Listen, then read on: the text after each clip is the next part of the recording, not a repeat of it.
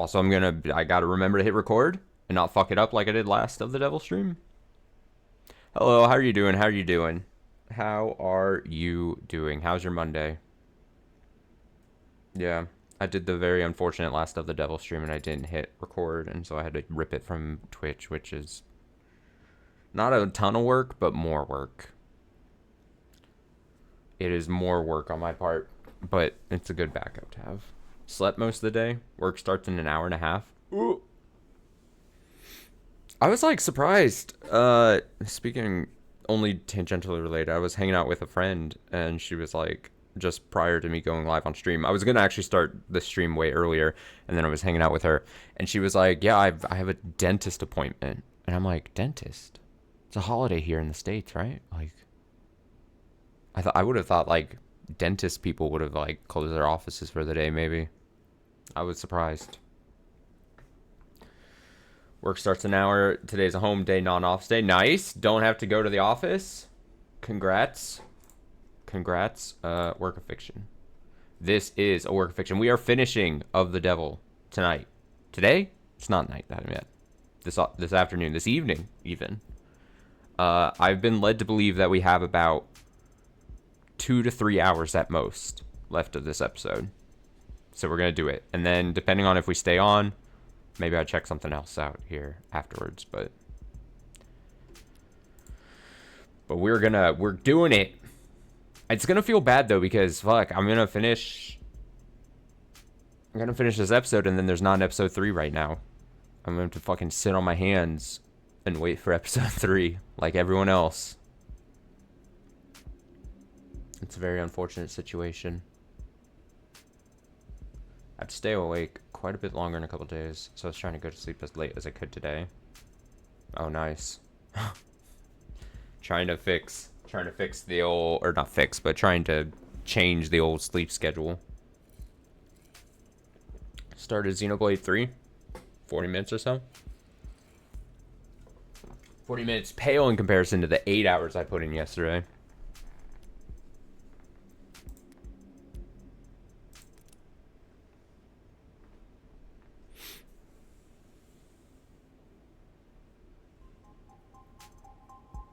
You have a test at 8 a.m. on a Wednesday. Ugh. Dude, I have to be up so early. Speaking of up early, oh, I gotta be up so early tomorrow to then drive to the courthouse for jury duty, dude. I have to be up so early. I have to be up earlier than I would for like a normal work day. And then I have to go somewhere, park at a fucking parking garage, and then probably sit around all day, and nothing's gonna happen. I'm gonna die of actual boredom tomorrow. Today might be the last stream as I die of boredom. Live at a courthouse or whatever. I can do nothing but grunt.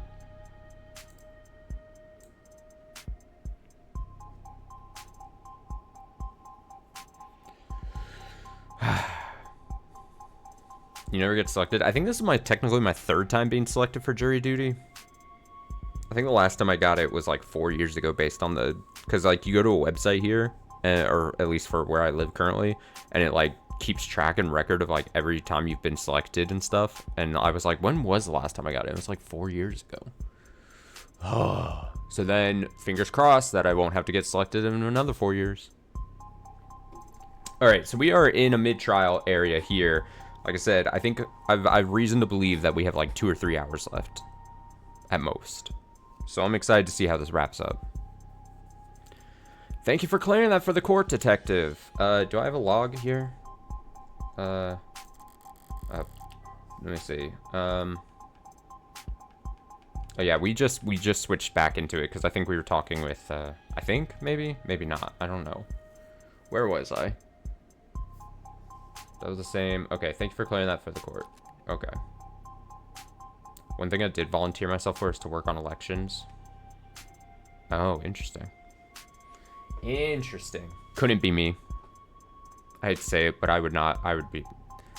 It maybe would be an interesting experience, but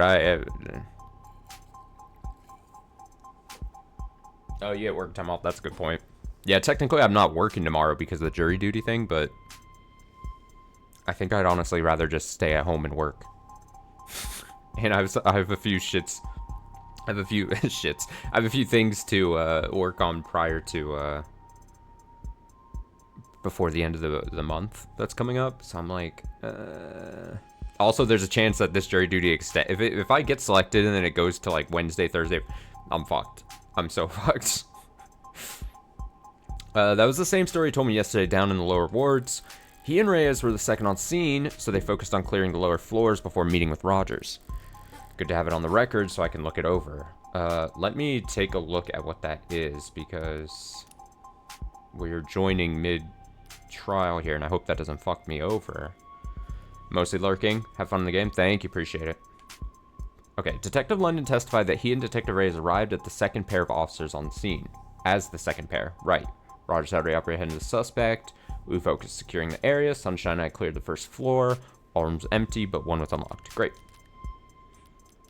We're not going to fail here. As for the next item on the docket, calling the defendant to testify. Seems like it's going to be a nothing burger. Not entirely, Your Honor. My client waives his right to decline.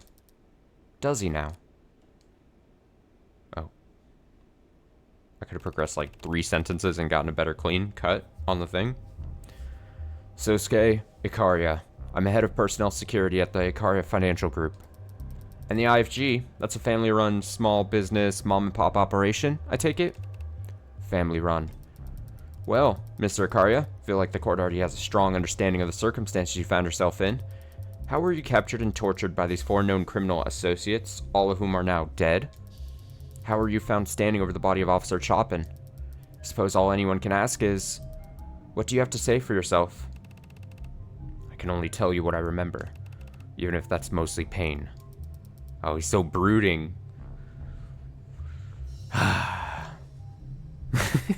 So scared. How about after the pain? How did it end? I woke up to the feeling of my blood drying on my skin. Familiar sensation for a head of personnel security, I assume. Objection? I can answer. It was a novel experience. I pulled off my blindfold and felt like I'd stepped into the desert. White flaring in my eyes, heart thumping in my temple, but I realized there's a gun in my waistband. The indicator showed it was spent. Didn't know what to make of it. Does this gun look familiar to you, Mr. Ikaria? Yes, that's the same gun. Let the record excuse me, I'm burping. Ew, gross. Let the record I'm sorry. I just popped open a carbonated beverage and it's sabotaging me. I'm a gross person. Let the record show the witness is admitted to wielding the same magus used to kill 2 of the victims. Is this okay?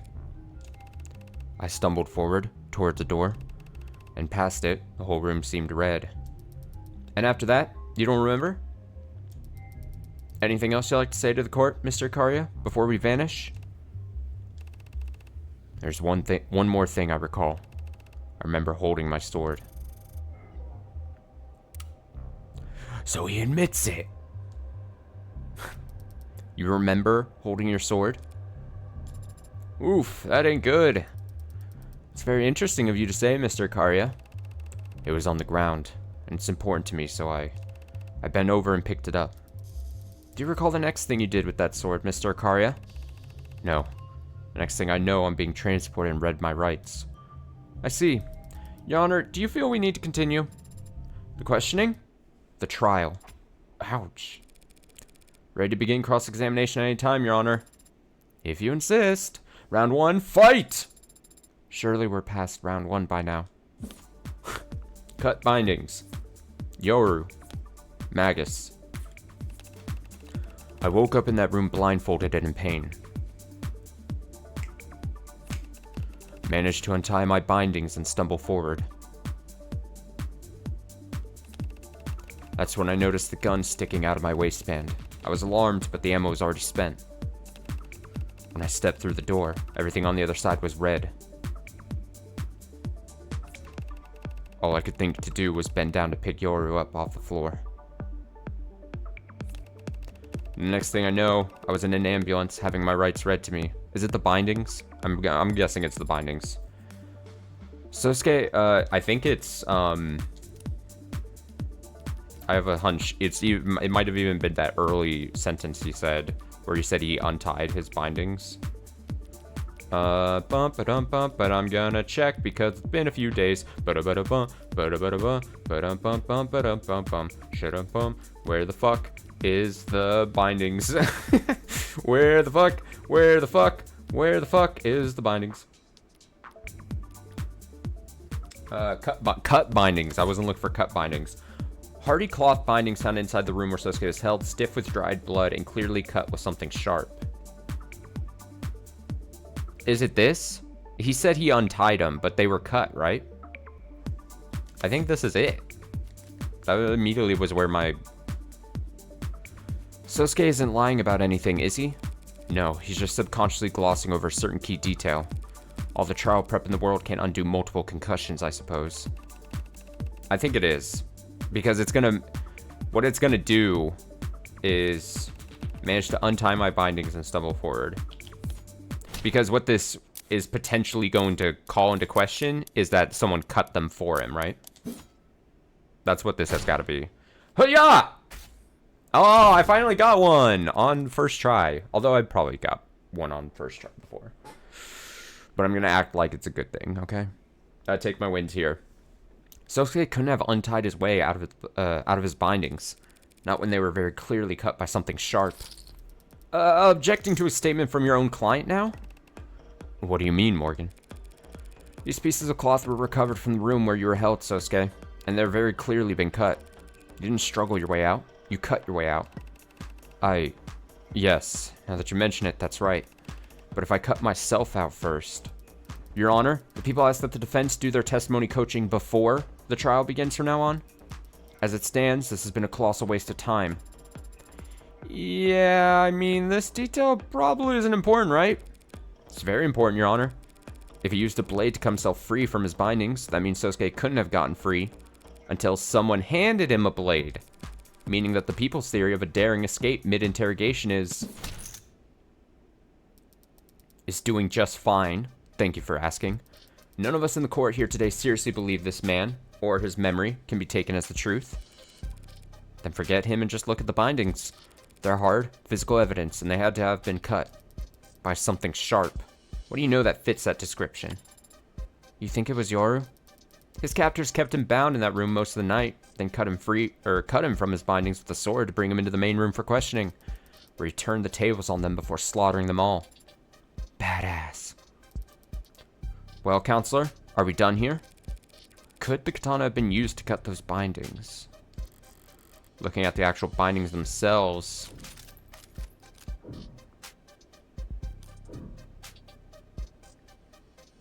I always feel like I'm gonna... No matter how I logic these out, I'm always gonna pick the wrong one here.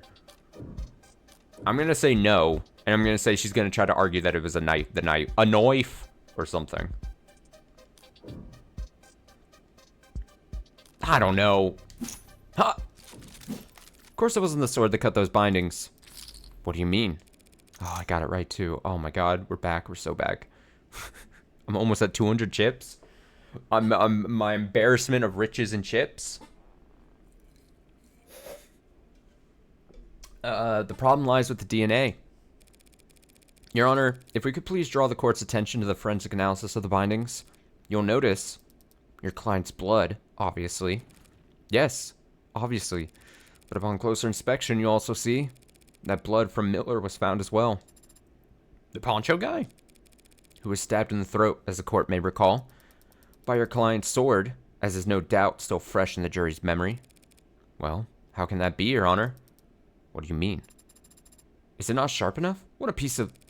How can Miller's blood have ended up on the bindings that kept my client from leaving the room in which he was held? Unless Miller was killed before my client was ever cut free. That's kind of a big deal, isn't it? I thought so, at least. She's lying! That's not possible! You thought wrong, counselor. It's true that the katana was blood, or has blood from Miller's stabbing on it, and I'll admit that it's surprising to see his blood on your client's bindings. Miller's autopsy shows he had no wounds besides the fatal puncture in his neck. So the bindings on my client had to have been intact at the time Miller died. But those bindings didn't need to be cut before your client could kill him. What? If your client's wrists were left bound for questioning, he could have stolen the gun, killed Tanks and Creek, then picked up a sword, as he just stated in his testimony, set to work. You think my client was drugged and beaten before killing 4 men with his wrist bound?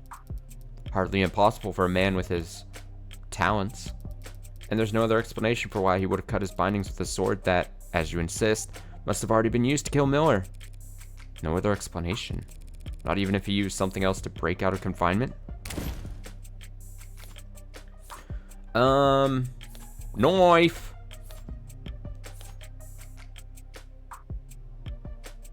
Knife. I think it's gotta be max bet.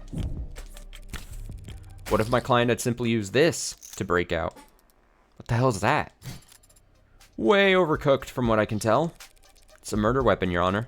One recovered from the scene of the crime. That knife. Yes, that's what I grasped when I first woke up. That's impossible. What she said. There's nothing about a knife found seared to perfection in the ARC's data. Is it overcooked or seared to perfection? This knife was not found inside the building, Your Honor. I retrieved it from the alley immediately beside it. Your android did? Need her to submit video evidence of the entire afternoon to verify it? Doubting Thomas? It's not the android I'd have trouble taking at her word, counselor. What forensics have been performed on it? There's no fingerprints remaining, and the DNA present in the blood is too damaged to be of use. But I have identified at least 2 different blood typings. AB negative and B negative, Your Honor. Your Honor, the people are, of course, interested in forensic analysis of any evidence that seems pertinent to the crime at hand, but this was retrieved from an alleyway dumpster. A soot-filled drum near an alleyway dumpster. From an alley in the lower wards. Without strong evidence linking it to the crime, I see no reason to entertain the idea that this is some kind of 4th murder weapon. 3rd murder weapon. What? The bat was post-mortem. Point still stands.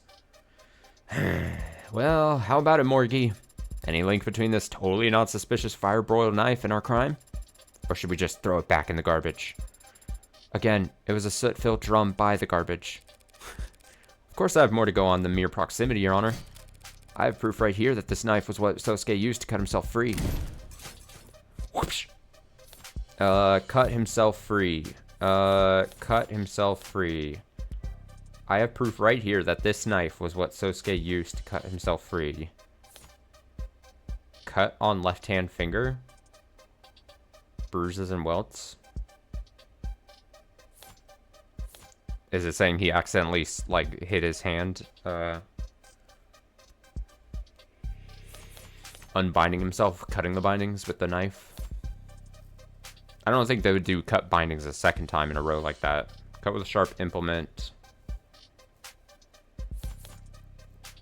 I'm gonna go with this. Max bet.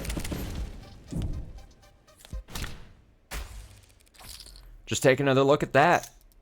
Your client's medical intake record. A little late to still be drumming up sympathy, but if there are shirtless photos in the file, I suppose I have a duty. There are. What? I did not remove my shirt for.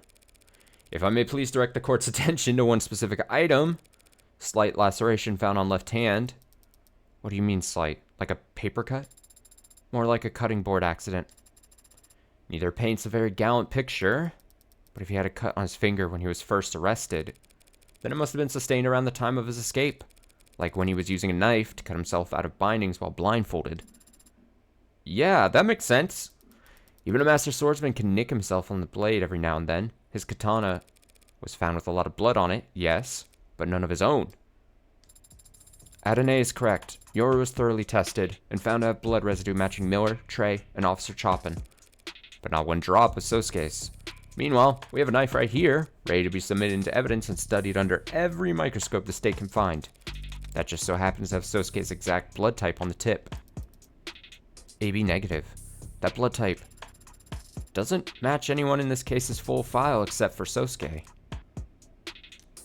I was gonna say, it's kind of funny, but like, I don't think the game is actually gonna require us to, but you could probably run through all the blood types of every profile and double check and make sure that that doesn't match anyone else's, and purposely, like, they made sure. I like that. What? I do blood type fortune telling. So I have a hobby. Shoot me. 2 shots right to the base of my skull.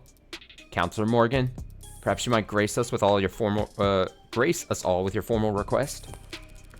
I call for this knife to be submitted into the record and forensically analyzed as quickly and thoroughly as possible, because I believe it is the murder weapon that actually ended Miller's life.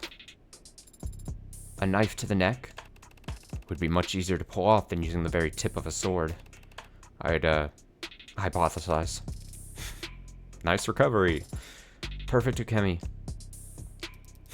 In other words, then, you're asking for the medical examiner to reevaluate whether this knife might be a better fit for the wound in Miller's neck? Yeah. Did you just repeat what she said, but slightly rephrased? Conversational tactic to surpass It's worth repeating, Your Honor, because the people understand the full weight of what this knife implies. You can overturn this entire case in an instant, depending on what Sato finds. Emma's repeating what I said because she's stunned. I just flashed her my hand, and it was one card away from a full house. The people have no objections, Your Honor. This trial requires that we fully examine this new piece of evidence. Cool. So does someone have her number? Is there a group chat room for everyone who works for the government, or Dr. Sato is already on her way? So there is a group chat, and I'm not in it. Honestly, underrated character. 80? Underrated. Or maybe properly rated. I have no idea what the fans out there of the devil. But I'm going to just say underrated. Whatever the fans rate 80, 84. I'm going to say underrated. Bump it up to get accurate rating. She'll begin the examination as soon as she arrives. Guess we just slack off until she's done then. It occurs to me, Your Honor, that we ought to thoroughly examine why this possibly critical piece of evidence was not found during the police's investigation. The investigation and preservation of this crime scene was a joint effort between the police and Zionist security. Then perhaps our next witness can shine a light on the source of this deficiency. Oh, I know who's being called.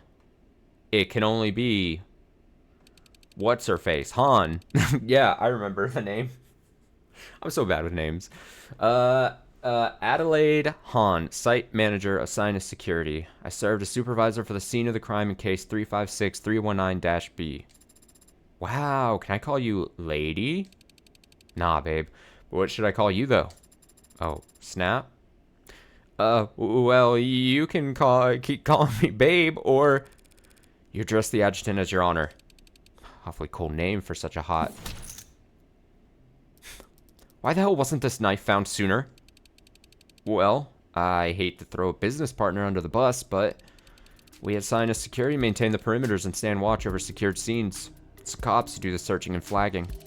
You'd have to ask them why they didn't go dumpster diving. It was a drum. I love... Dude, I hope it comes... I don't think it will, but it would be very... I would love it so much if the fact that it wasn't the dumpster and it was actually the drum that Sarah keeps beating. It does become, like, a very important detail. And if not, then I just love that Sarah just keeps hammering it. Very particular.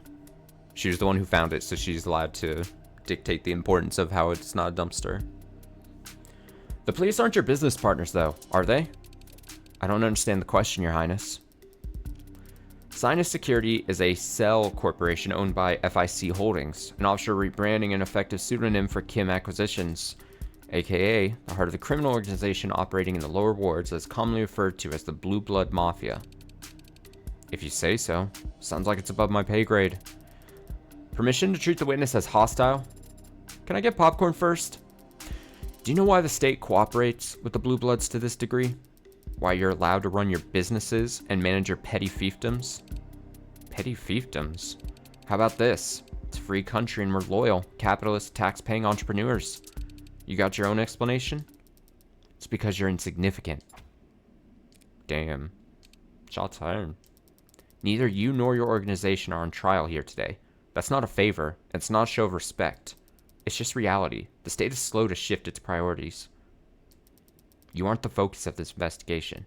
But if you impede this trial's progress by dodging questions and playing stupid, you'll find that the state shifts its attention to your neck very fast. Damn. Damn. Get her. Cell corporations, an informal, rather than legal, Label for a business operates without any clear or explicit knowledge of who its parent or sibling companies may be. The name comes from late 19th and early 20th century covert cell systems, often employed by terrorist or paramilitary organizations. As there's no technical definition of what constitutes a cell corporation, the experiences of employees operating within such companies vary greatly, but it is commonly reported that individuals are expected to complete their work without full information about how their jobs slot into the greater corporate structure. While many consider the comparison inappropriate or even libelous, there is nothing illegal about the organizational structure. I almost want to say libelous. And some consider it a prudent measure to reduce the risk of trade secrets leaking to competitors. Users also frequently search for, what is my job? What is my job? Wait, I got a message. 1 second.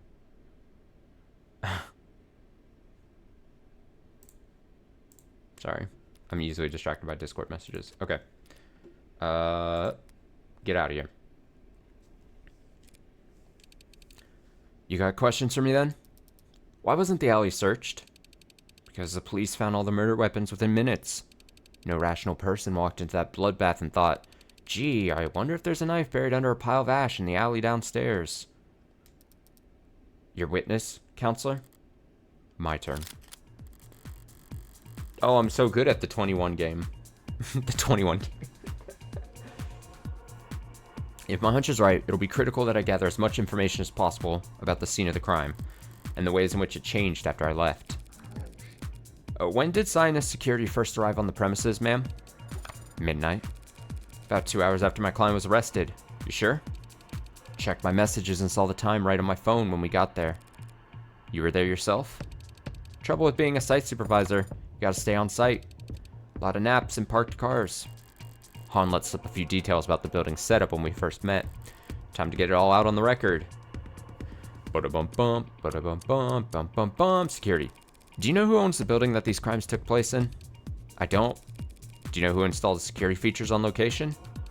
It was Sinus. Must have gotten hired by someone. Not my department. But you recognize some of the handiwork. Front door was Sinus. The individual vault room locks too. That front door was locked when officers arrived. They had to shoot it open. Shouldn't your security systems recognize officers of the law? Our doors use physical locks. A lot of folks in the lower wards don't trust a fob scanner that can be hacked. Physical locks can be bypassed too. Sure, but at least that takes time.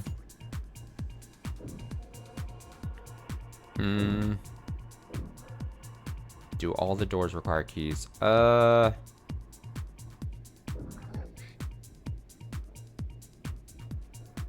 I feel like I find that pressing, even if you end up getting wrong and you shouldn't have pressed, it's generally probably just best to try. Is there any way to unlock that front door without its key? I mean, you could use a spare, right? Is there any way to lock that front door without its key? Yeah, but the technique's real complicated. You walk out and let it shut behind you. That door is designed to lock behind you automatically. It's a selling point for a building designed to be secure. That knife was found in the alley only yesterday, even though the police should have searched there. Yup, seems like not everyone did their job. Did you do yours? Was the alley monitored around the clock? It was. Any disturbances to the scene in the alley? No, none. I'm gonna press because I don't think the weather seems like important. But maybe it is. So there was no opportunity for someone to plant that knife there after the crime occurred? Not even a blue blood? There were cops coming and going all over. Why don't you ask them if we went around planting evidence? We did our damn job. Oh! Right, as expected. Accusing a witness of corruption without strong evidence wasn't exactly a safe bet. Well, I guess we're going weather then. Egg on my face. It was a warm night, I'll bet. You asking me about the weather? Not exactly grade A small talk. Relevance, Your Honor? I was trying to be polite, but if you insist. Were the windows open in the building when you arrived? There's a lot of windows. Not sure. Crime scene in the room directly below it. Were their windows open? Yes. Those windows were open when Sinus arrived. Strange. Didn't it rain that night? That drizzle was over before 9 p.m. And even if it had been a downpour, it's not a crime to risk getting your windowsills wet. Alright, so the building wasn't completely sealed by the time you got there. Stay. Thank you. That was a very enlightening conversation. But it raises just one question. Whoever could have gotten inside the building before Chopin and Rogers? True.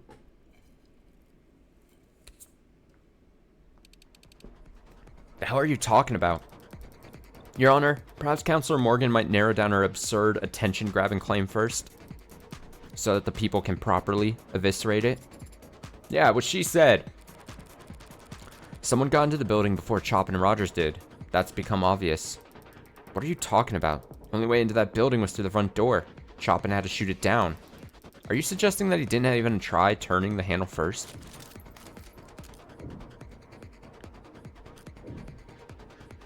I mean...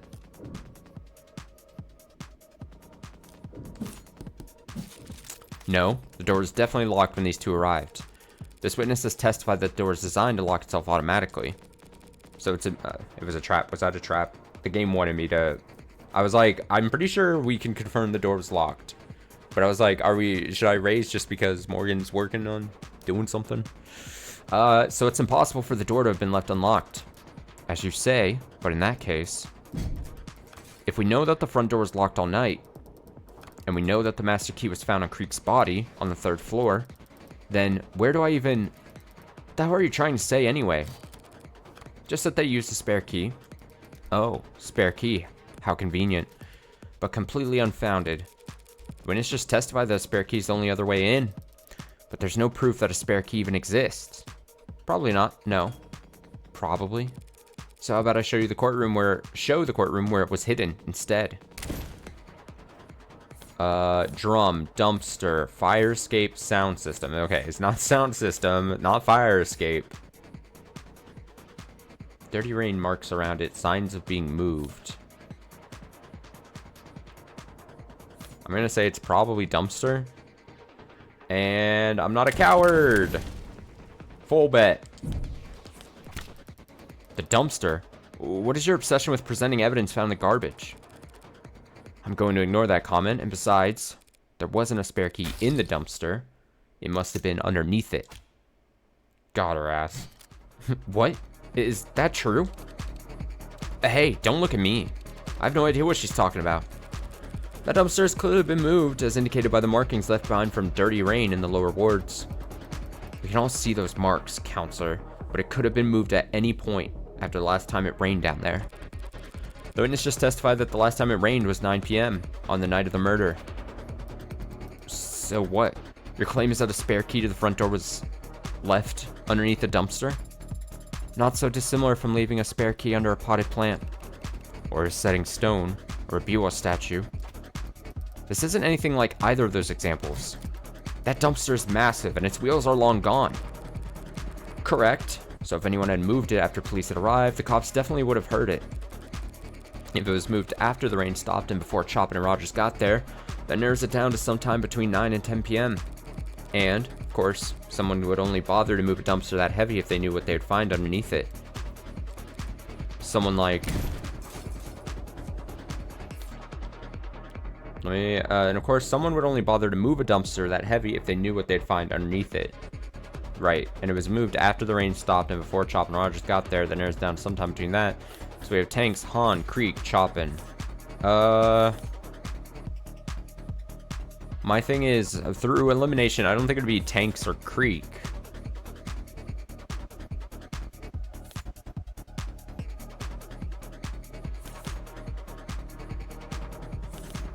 Is it Han? Minimum bet. No, minimum bet Han. I'm not very confident. It had to be Han, of course. I mean, I thought it was going to be Han just through elimination, because it's like, well, it doesn't make sense if it's Chopin, and the other two, you wouldn't be able to, like, as far as I could tell, make a distinction between the two, so they basically cancel each other out.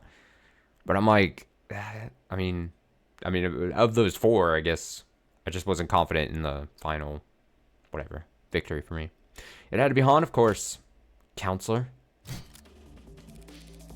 As a known associate of Blue Blood Mafia and an employee of the security company who installed the front door at the crime scene, she'd have known exactly where to find a spare key. That dumpster also happens to be incredibly heavy, but I don't believe this witness's mod documentation has been submitted to the court.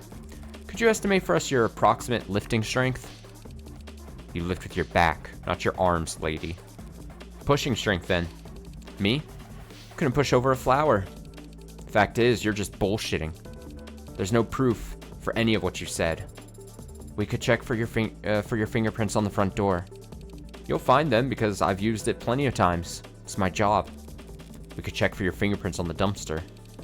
That thing's filthy. You get nothing but partials from a bunch of unlisted and addicts and whoever else stumbling around in that alley.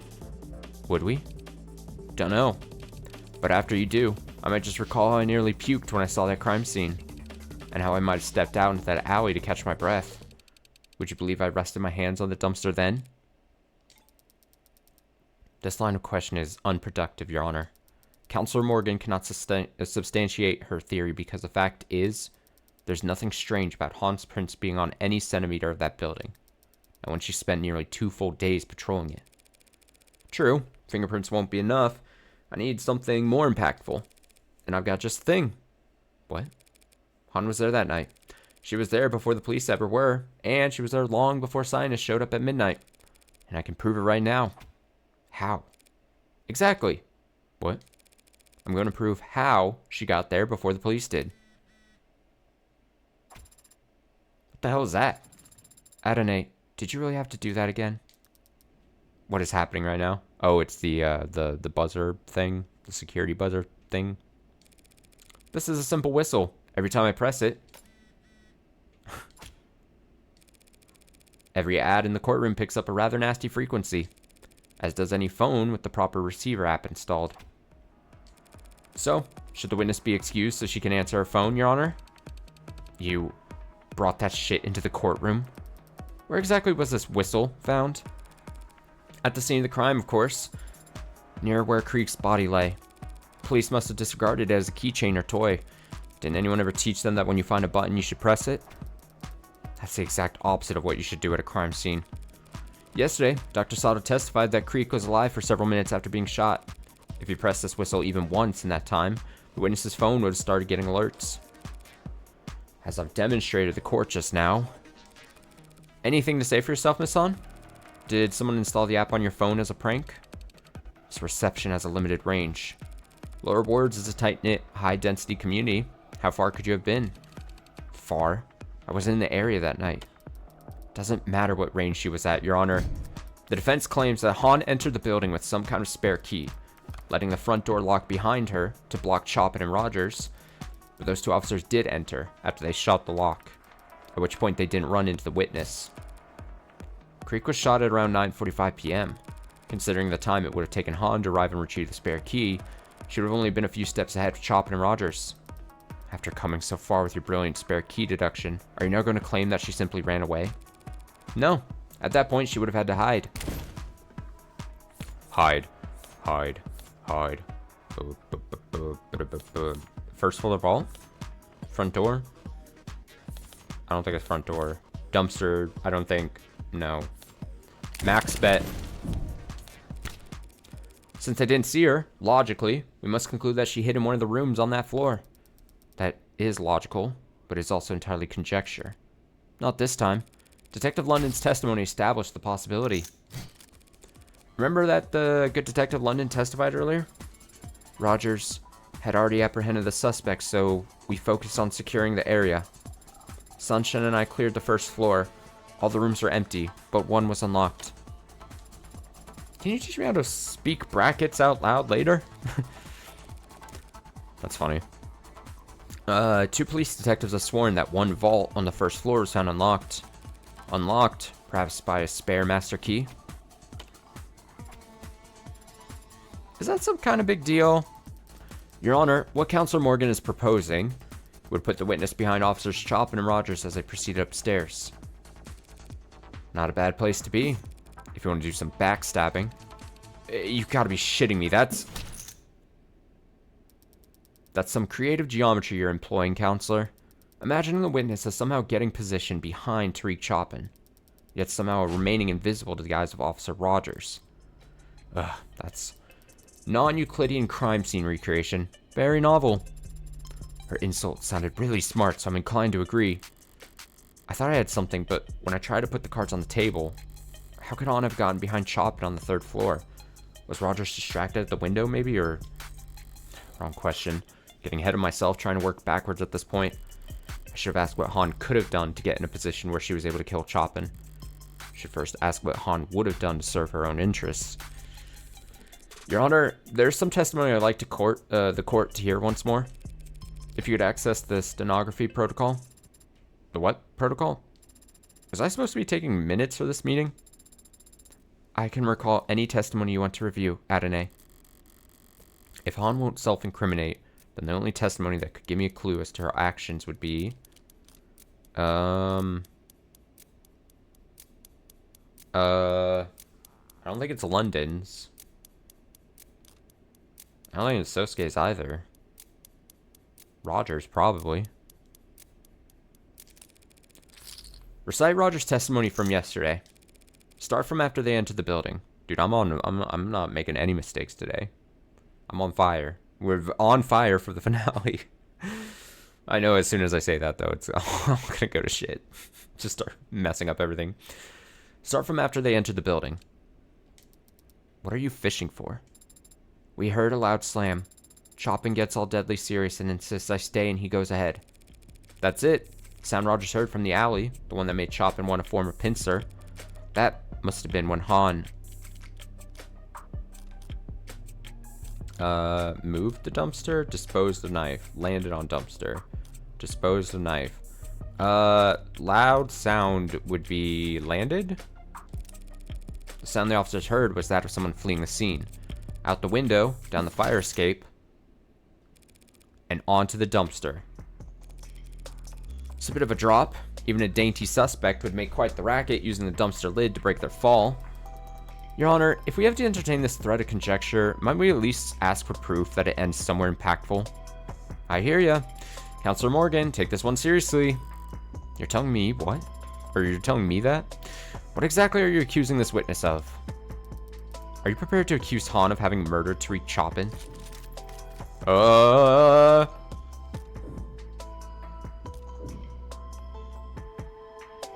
Nah, this feels like a trap. I don't know. Ugh.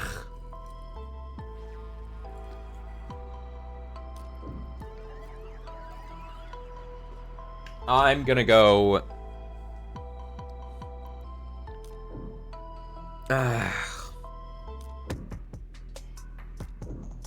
It feels like the trap answer is to say Han killed Chopin.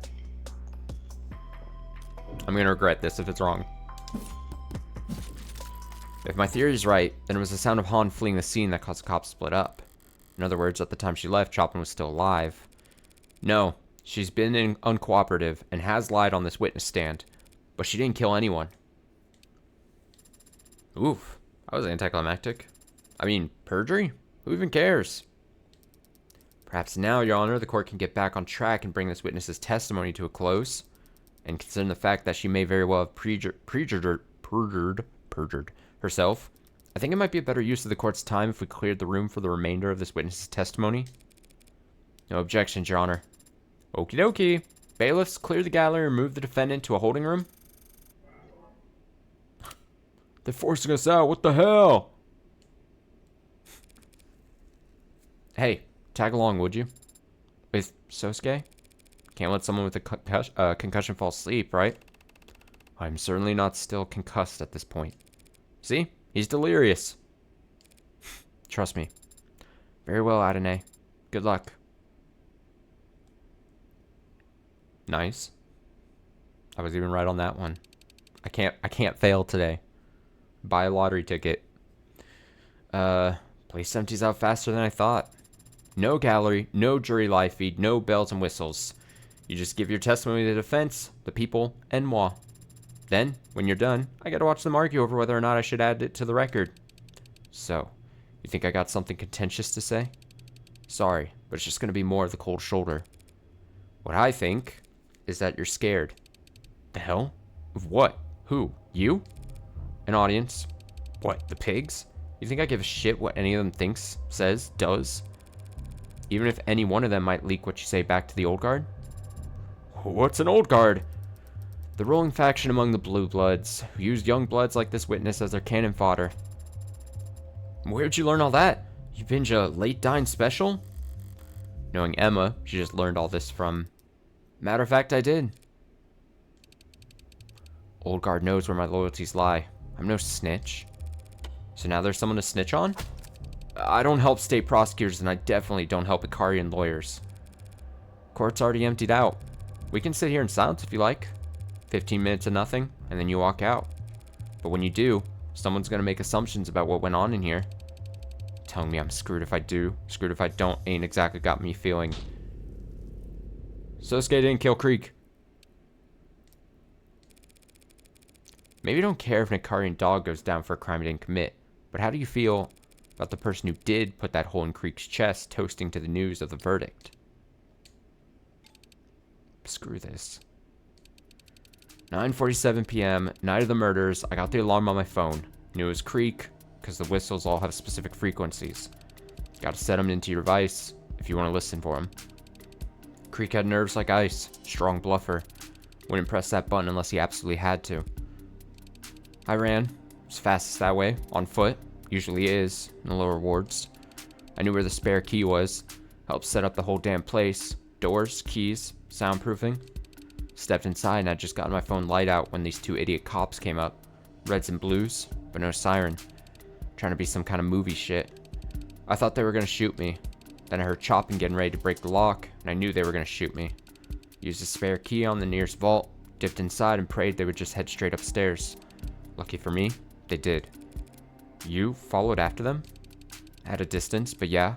Saw their boots on stairs, their shoulders around corners. They split on the second floor. One went upstairs. He was quiet, except for that squeak on the fourth step. Creek used to joke that was a valuable security feature.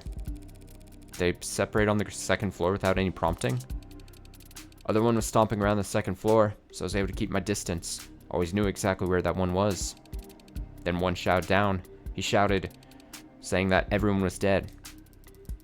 That must have been chopping just before Sosuke snuck up on him. I liked Creek. His boys were alright too, but I did not want to join them in Red Hood's company, so I didn't risk sticking around a second longer. I opened that window on the second floor and jumped for the ground. I was willing to hurt my knees, fall on my ass if I had to, but I ended up smacking the dumpster instead. Guy on the second floor shouted after me, "They're in the alley." I heard windows slide open above me, footsteps on the fire escape, but my knees had stopped shaking, and the fog was with me. They never saw me. You're saying you never even set foot on the third floor? Not until I came back hours later as a scientist rep, nah. Where's the spare key now? Bottom of the bay, at the moment. Hell of a throwing arm, as you can see. I ain't gonna help you go snorkel around for it, if that's what you're asking.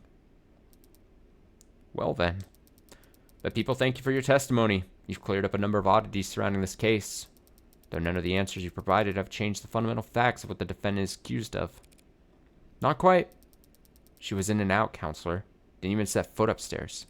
I know. Not until she came back to secure the scene, right? Out with it, counselor. There's no need for theatrics without the jury or gallery here. I'm still here. So good. I do appreciate the witness being so forthcoming about her first visit to the scene.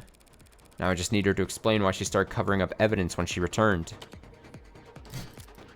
What are you talking about? So covered up evidence, started covering up evidence when she returned, which would mean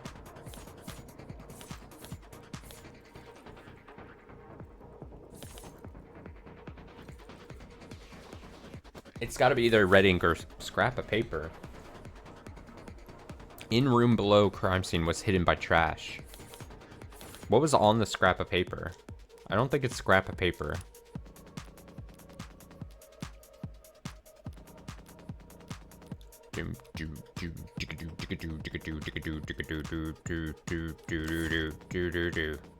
Scrap of a red ink document with a common type of boot print left on it, recovered from the room directly below. Was missed or disregarded.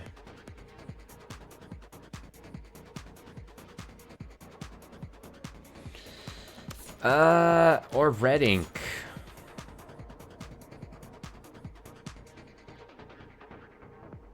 I'm gonna say scrap of paper then. I think that would make the most sense if it was like... And I'm doing a middle bet. Huh! Why go to such effort to hide one small scrap of paper? What is that? More trash? Seriously? That's exactly what it is. Trash. Garbage. Some idiot knocked over a trash can on the second floor. It's a big building, this stuff happens. Still don't want to answer? That's okay. I will. You covered up that scrap of paper because it implicates you as an accomplice. Didn't see that coming. Because it's nonsensical, Your Honor. Counselor, you just got done explaining how Han arrived after the pod was killed and left before Chopin died. Not an accomplice to murder. Just the mafia equivalent of leaking government secrets. Even though the papers are almost entirely illegible, it only took 4 characters for the P-492 plan to blow up in court yesterday. Years of blue blood planning, all down the drain, because Creek was reading something he shouldn't have when he died. But if he shouldn't have had it in the first place, one has to wonder where he might have gotten it. Always that one goddamn watermark. Identical to the one on your own business card. Sign as security? You leaked the red ink? Creek never asked nobody for nothing. Dumbass was a giver. Gave money, food, blood, more than any of us. Enough that the weaker ones wouldn't have to get stuck. Guy like that came to a two-faced con hostess like me and asked for help. That red ink is radioactive, and when caught with it, why would he ask you for it? Old Guard knew Creek was charismatic, brave, smart, everything they feared in a young blood, but they also knew Creek made them too much money for them to just off. So the Old Guard decided to wear them down instead. More jobs than any other crew, more responsibilities, less downtime, no sleep. Keep them too tired to have time to rebel, then wait for them to screw up, so you can make an example of them when they do. Managers would do the same thing when a host got too full of themselves. Started thinking they were the ones bringing in the money, they were the ones who should keep it. Just put them on the grind them into dust. One old bastard had them trying to grab that Icaria kid or whatever. At the same time, another expected them to do some kind of arms handoff to a big shot. At least, that was the rumor. Look, point is, Creek knew they had a target on their back already, so they wanted some kind of deterrent. They could have dropped that red ink into any inbox in town, like a tactical nuke if they had to. But maybe that's why they fired their missiles first. You think the Old Guard killed Creek? I don't think it was that pretty boy Hound nursing those broken bones. Did he off the Chopin guy, though? I mean, I'd kill a stuck-up, spoiled prick like that for no motive, so... Did that answer your questions, counselor? Not the most burning one. When did the scrap of paper arrive on the second floor? Wasn't there when I ran out that window. It was dark, and you were panicked. How could you have even noticed? Paper's white. If you had seen it, would you have taken it? You kidding? Yeah, of course I would have taken it. Would have eaten the damn paper to make sure. Why didn't you simply eat the damn paper later when you did see it? Removing an item from an ARC scan building would set off any number of red flags, and the first thing that would have happened if they'd wind the clock back to see what it was. That's what I did.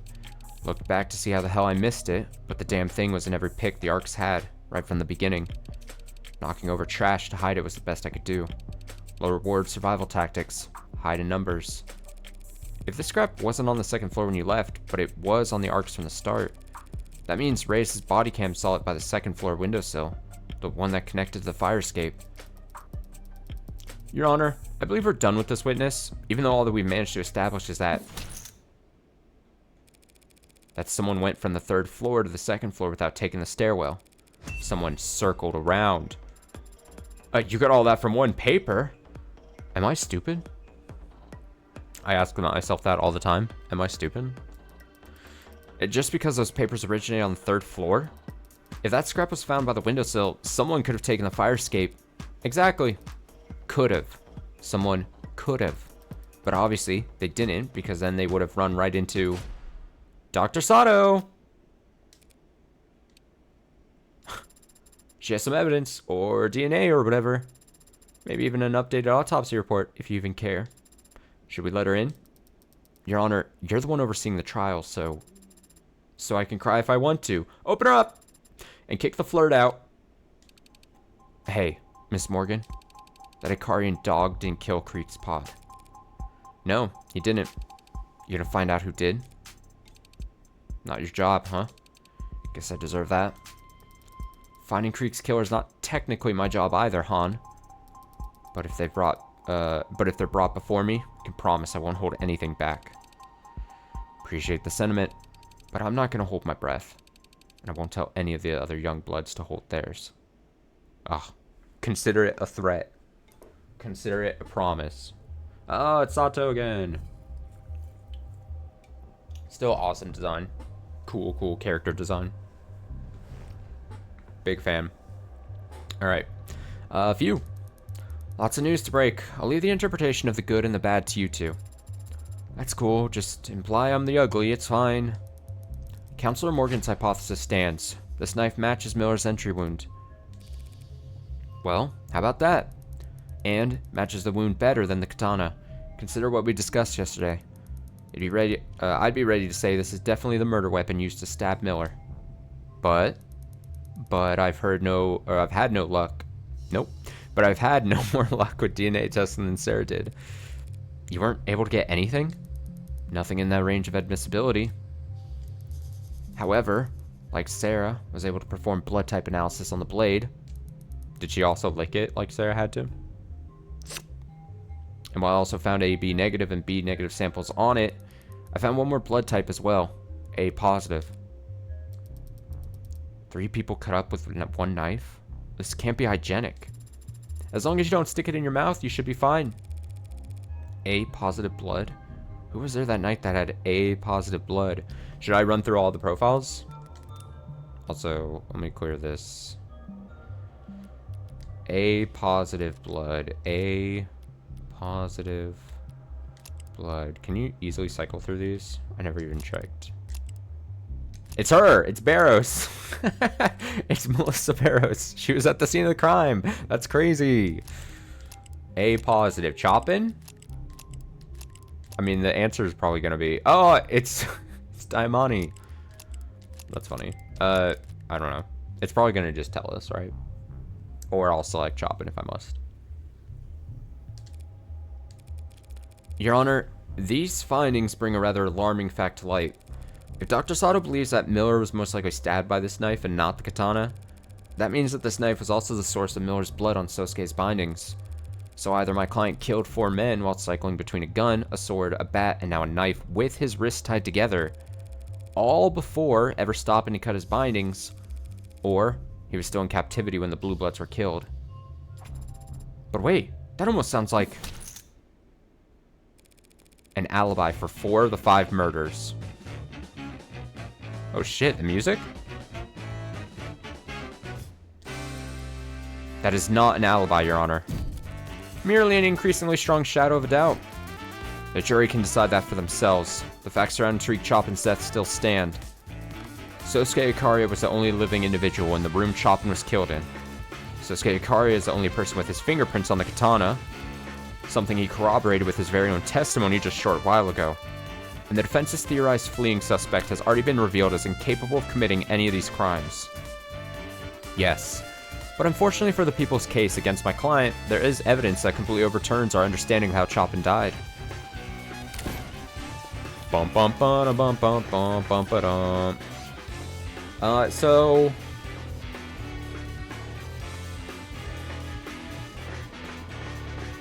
Well, I know the knife just got updated, right? So, I mean...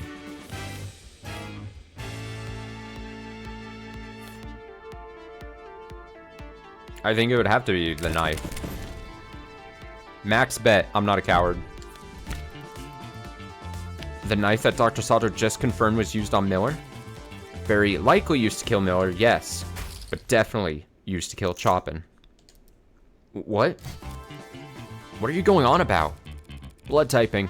Choppin is only a victim with A+ blood. Even my client Sosuke has AB negative blood.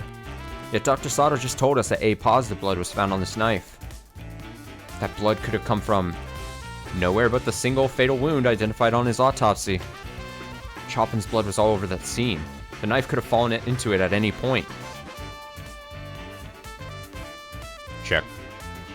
Not at any point, no. This knife was removed from the crime scene and never seen by the ARCs. That means it had been moved into the alley before Detective Reyes arrived on the 3rd floor. But Chopin was impaled by the sword. We've all seen it. Yes, but not fatally. How could that stab wound not be fatal? Because it was post-mortem. You're basing this on the blood? Usually closely follows a stabbing, yeah? It's the amount of blood, Your Honor. An impalement doesn't leave much blood at the scene because the weapon acts as a stopper.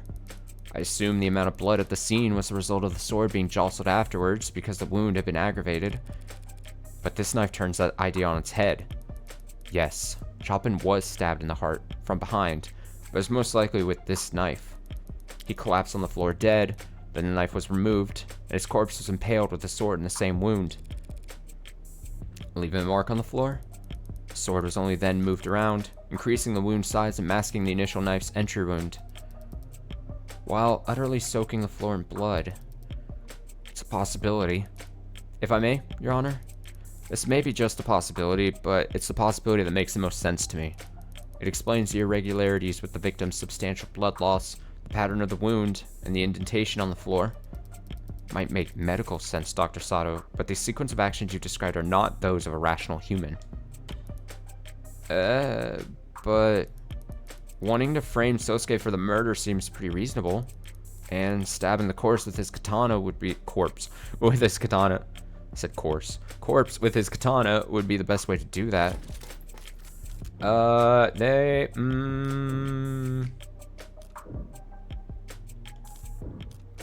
I think they would not need the sword to frame. I do not think. Yeah, I'm gonna raise. And if I'm wrong, so be it. Huh. Nope. Nope. Nope. I'm sure it occurred to them that the sword would point to Sosuke, but if their primary goal was framing him, all they'd have to do is put the knife in his hands. Ah, that's true. Swapping out the murder weapon and disposing of the knife is 2 to 4 times as much work. That many more chances to make a mistake. It's nonsensical. Stabbing Chopin's corpse with the katana didn't help them frame Sosuke. So what did it achieve? It made a big mess some poor schmuck would have to clean up. Yes, that's... Chopin's blood nearly destroyed all the red ink docs at the scene. But who says that's a coincidence? What if Chopin was stabbed twice, just so that his blood would cover up the red ink docs? This is insane. Makes sense to me. No, not your logic for the stabbing. This idea of yours that Tariq Chopin was part of some kind of conspiracy to defraud the city. Agreed. That is insane. I believe just the opposite. You... what? Tariq Chopin was an unpopular, straight-laced political aspirant working as a cop only to improve his electability. His personality, his family, his goals, he'd have every reason to blow the whistle on Prop 492. And just get the whole project canceled? Leaving the lower wards in an underdeveloped lurch. A lot of people would hate to see that happen. A lot of blue bloods. But the son of 2 city councilmen wouldn't care. And an Icaria like my client would be actively rooting for it. You think Chopin was murdered just to cover up the fact that Prop 492 had been corrupted? Just. All that money left on the table? All the future money coming down the line? That's a much better motive than... What was it you proposed, exactly? That my client saw a police officer and would rather stab him than have to explain why he'd killed his captors? Something along those lines. So, like, what's going on now? Did Sosuke do it or not? That'll be cleared up in very short order, Your Honor. With the help of our final witness. Oh shit, final witness? We're doing it? We're finishing? Oh god, it's happening? It's almost all over? So Yoru wasn't even really used to frame me. It was used to draw more blood from the wound to soak the papers. A very cold decision to make it in the heat of the moment. Defiling a corpse just to protect investments. Colder than stabbing someone in the back? Question mark? In some ways. Didn't think that was up for debate. Thank you for joining us once again, Officer Rogers. Oh, how was I reading Officer Rogers' name? Or voice. I don't even remember. Not like it matters. My voices aren't different enough. I act like it's such a big difference. I don't know what I'm doing. I think it was dweeby sounding. Yeah, dweebish. I'm going with. No problem. Where's everybody, though? Maybe not too obnoxiously dweeby. Well, after the shooting yesterday, I'd rather not risk the integrity or celerity of this trial by rescreening every member of the gallery when I've already cleared the room once. Celerity? Speed! Trial's gotta go fast, baby! And it takes everyone a while to find their spot in the stands again. We were almost caught in the line of fire not 24 hours ago, Officer Rogers. Yourself included. Surely you don't find the lack of an audience to be intimidating. Nah, I guess not. Where'd we leave off with this guy anyway? I believe that lawyer over there just accused my late partner of being on the take for the Blue Bloods. I was merely exploring a possibility raised by the witness's sworn statement, Your Honor, that he never heard any gunshots in the area himself. And I stand by that. Good. Does the defense have questions for this witness, Your Honor? Or should we all continue to glare at one another for the rest of the day? Tempting, but I guess we better not. Your Honor, we ask that the witness testify once more about how he and his partner arrived on the scene. Yeah, no problem. I'll repeat as many times as you like. Gonna have to call you on that. Whistle. Oh, only whistle. It was a quiet night, but then my partner heard gunshots. We headed for the nearest known Orca hotspot and arrived to find the building dead quiet. I'm having trouble reading. So bad. Door was locked. I checked the alley, but didn't see another way in. So Chopin shot off the lock through the door, and we entered. Followed some kind of loud music up the stairs. Then there was a slam and my partner bolted to the third floor. About a minute later, heard a thud from upstairs and came running. To find the defendant standing over my partner's dead body. Adonai, are you waiting for something, perhaps? Just savoring the moment, I suppose. There's only one thing to do at this point, and once I hit the trigger on it, things will really take off. Which of those statements? Probably quiet night, heard gunshots. It's not that. We headed for the nearest known Orca hotspot. It's definitely not this. Is it the next? Door's locked. I checked the alley, but didn't see another way in. Okay, I don't think it's that either. The door and we entered. It must be the next thing? Something about the... Followed some kind of loud music up the stairs, and there was a slam. Oh. Quit that already! As I've mentioned, I feel many times by now that it is a very unpleasant tone, Adonai. Sorry, Butterfingers. Hasn't anyone ever told you it's in poor taste to use the same trick twice? It's been a lot more than twice now. And besides, it's only an issue when it's used twice on the same audience. Speaking of which... Oh. You gonna answer that, Officer Rogers? Oh, was it not a question on, It might not have been on an exact statement. Oh, that was what the hint thing was telling me. It was just saying, are you waiting for something? I could have probably done it on any statement. That's funny. That's clever. I like that. You gonna answer that, Officer Rogers? Just to fill you in, officer, what I accidentally pressed just now is a whistle found at the scene of the crime. I like the word accidentally there. Weird coincidence that my little slip-up coincided with your phone vibrating. Can you read us the notification you received just now? Or should the court computer simply force open all your devices and splatter your data across the walls? Officer Rogers, you have a so-called receiver application installed on that device, do you not? Yes, I do. Is that in line with department guidelines on use of third-party software on state-provided devices? It's not breaking any regulations. Doesn't need to earn you any demerits to make you look guilty of sin. You and your partner, that is. Did Chopin also have the app installed? We can go check. If having that app on your phone makes you guilty of something, you'd have to arrest half the cops patrolling the lower wards. What do you mean? It's common knowledge that orcas use unconventional tactics to talk to one another. Flags on buildings, clothes left out on lines, Smoke signals. Probably even messenger pigeons. Where? Don't jump scare me like that. When you gotta figure the statuesque, every pigeon is a disaster waiting to happen. Anyway, whistles like that one aren't uncommon. So is it common for members of the police department to try to listen in on the chatter of groups like the Blue Blood Mafia? Lower wards aren't a place a cop walks into without every weapon they can carry. And that goes double for information. So there's nothing suspicious about his phone reacting to that horrible, horrible racket? Adonai, have I had to put up with that noise for nothing? Not for nothing. The witness is correct, Your Honor. There's nothing suspicious about having a receiver installed on any of your devices, even if you aren't a cop. What's incriminating is the fact that Officer Rogers' device responded to this specific frequency of this whistle. Sorry, officer. Little blue birdie already told the court that you need to input a frequency in order to get alerts for it. Yeah, I know that. So does the whole force, in fact. What?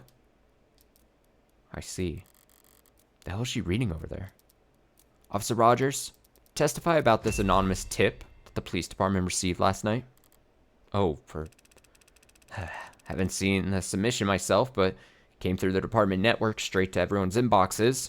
Be advised, anonymous tip suggesting potential Orca analog chatter at the frequency listed below. Patrol officers in lower wards use this information at your discretion. That's absurd. What's the point of informing every cop in the city about a secret communications channel? The Blue Bloods would find out their line is compromised within minutes. Would they? I don't know. I don't control how anonymous tips get handled.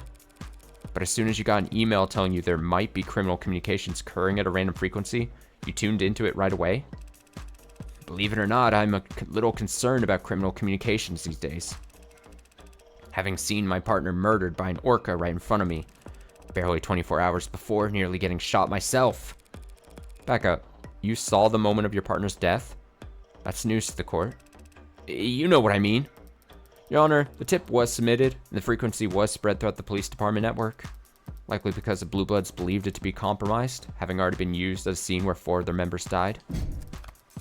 Officer Rogers may have the receiver app on his phone, but so do many other police officers in the city. The app doesn't provide timestamps of when frequencies are added, so there's no proof of when his phone first started listening for the frequency. Neither he nor his partner were members of the organized crimes unit. Therefore, they had no criminal informants of their own, and they could not have obtained this frequency before the rest of their department. Since the defense cannot prove that the signal was acquired illegitimately, never said I couldn't prove that. Whoosh. Let's see. Obtained datapad, no. Scrap of paper, no. Magus, no. I'm pretty sure it's got to be the paper. Sorry, I was taking a sip there. I think, I mean, what else? It wouldn't be the gun. It wouldn't be the datapad. That doesn't make sense. Scrap of paper? I don't think that would be used again. I mean,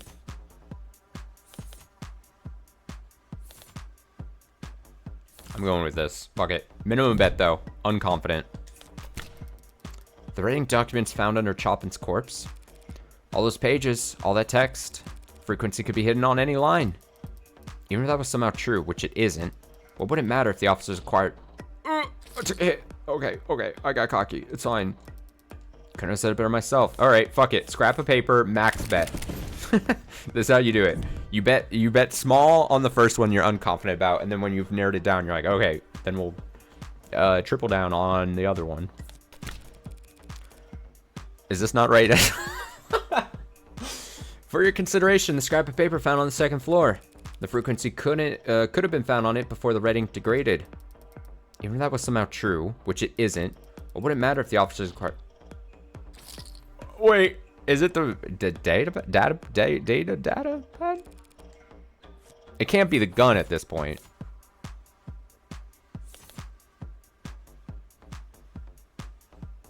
Transaction?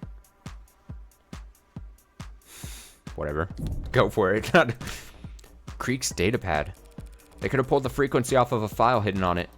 Even if that was somehow true, which it isn't. What the fuck? Am I just misreading the situation? Holy. Okay, they could have... Oh, well, that's not... I'm not going back.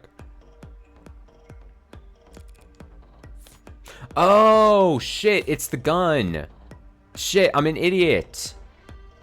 Oh, I am dumb. Remember, the whole thing was that it was... Yeah, they were found... Oh, I even looked at this line here where it says found on tanks during frisk.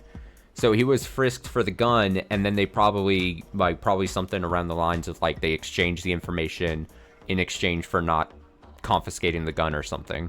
Or it's gonna paint it that it was, like, somehow they obtained the frequency after the frisk. Ah. God, I'm an idiot. It was the last one of the 4. Max bet. Shit. I was just thinking gun, and I'm like, it doesn't matter. I'm a dumb fool. The gun, what of it? Not just any gun. A Mag-US. Mag is legally registered to Anchor Tan. And how do I know that? Because this gun was identified and scanned over a week ago. Again, this is just proof that I don't use a guide. Whenever I make such bad mistakes in games like this, I'm like, oh, at least it shows that I'm not just looking at answers. Proof that I'm not looking up answers in exchange for coming across as a massive dumbass. That's the exchange. Because this gun was identified and scanned over a week ago, when Tanks was briefly detained by some well-meaning officers on patrol. That report. Officers TC and HR reported the following. Subject in possession of firearm in violations of parole. And subject in possession of suspect communication software installed on personal phone. He wrote all of that in the report? You and your partner found the emergency frequency for Creek's pod over a week ago by skimming Tank's phone, and sat on it until last night when you kindly dropped it off in the tip box. The hell are you even saying? Why would we frisk a perp, get good intel, and keep it to ourselves? For the same reason your partner might report a generic shots heard over the police network when he already knew exactly where to look. Same reason he'd be ecstatic at finding documents on Prop 492 at the site of an orca bloodbath. You wanted your gold stars. You wanted to be the first on the scene at the site of a blue blood massacre. Counsel is badgering, Your Honor, and losing her meager thread of logic in the process. The previous witness testified that there was, in fact, a sound alarm that night. A sound alarm that needs to be actively pressed. Could only have gone out before Creek's heart stopped. Said witness responded to the alarm by traveling on foot, and yet arrived well before Rogers and Chopin. Though her words are maze-like, she could have been closer. That whistle has a limited range over which it can be received. You propose that Officer Rogers and Chopin were within that limited range at 9:45 p.m., yes? Obviously you do, or else they would have never received that frequency at all. So if person H is on foot and individual R is in a police car, and they both receive a signal at the same time, and a train leaves Appletown at 3 p.m., that seems like an irrelevant factor. I like the cut away from the music and then it comes right back. All the court needs to consider is this. How could Officer Rogers and Chopin have possibly arrived later than someone traveling on foot if all three were within that range? Can't believe I told my geometry teacher that none of this would ever be useful. This isn't geometry, damn it. It's just logic. The fact is, they did arrive later than Han. If I'm right about the motivation for Chopin's actions that night. If he was sitting in his police car and suddenly got a notification telling him some blue bloods were having a life or death emergency, how would he react in that moment?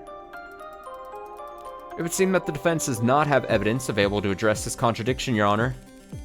Evidence explaining exactly how Chopin proceeded to the crime scene?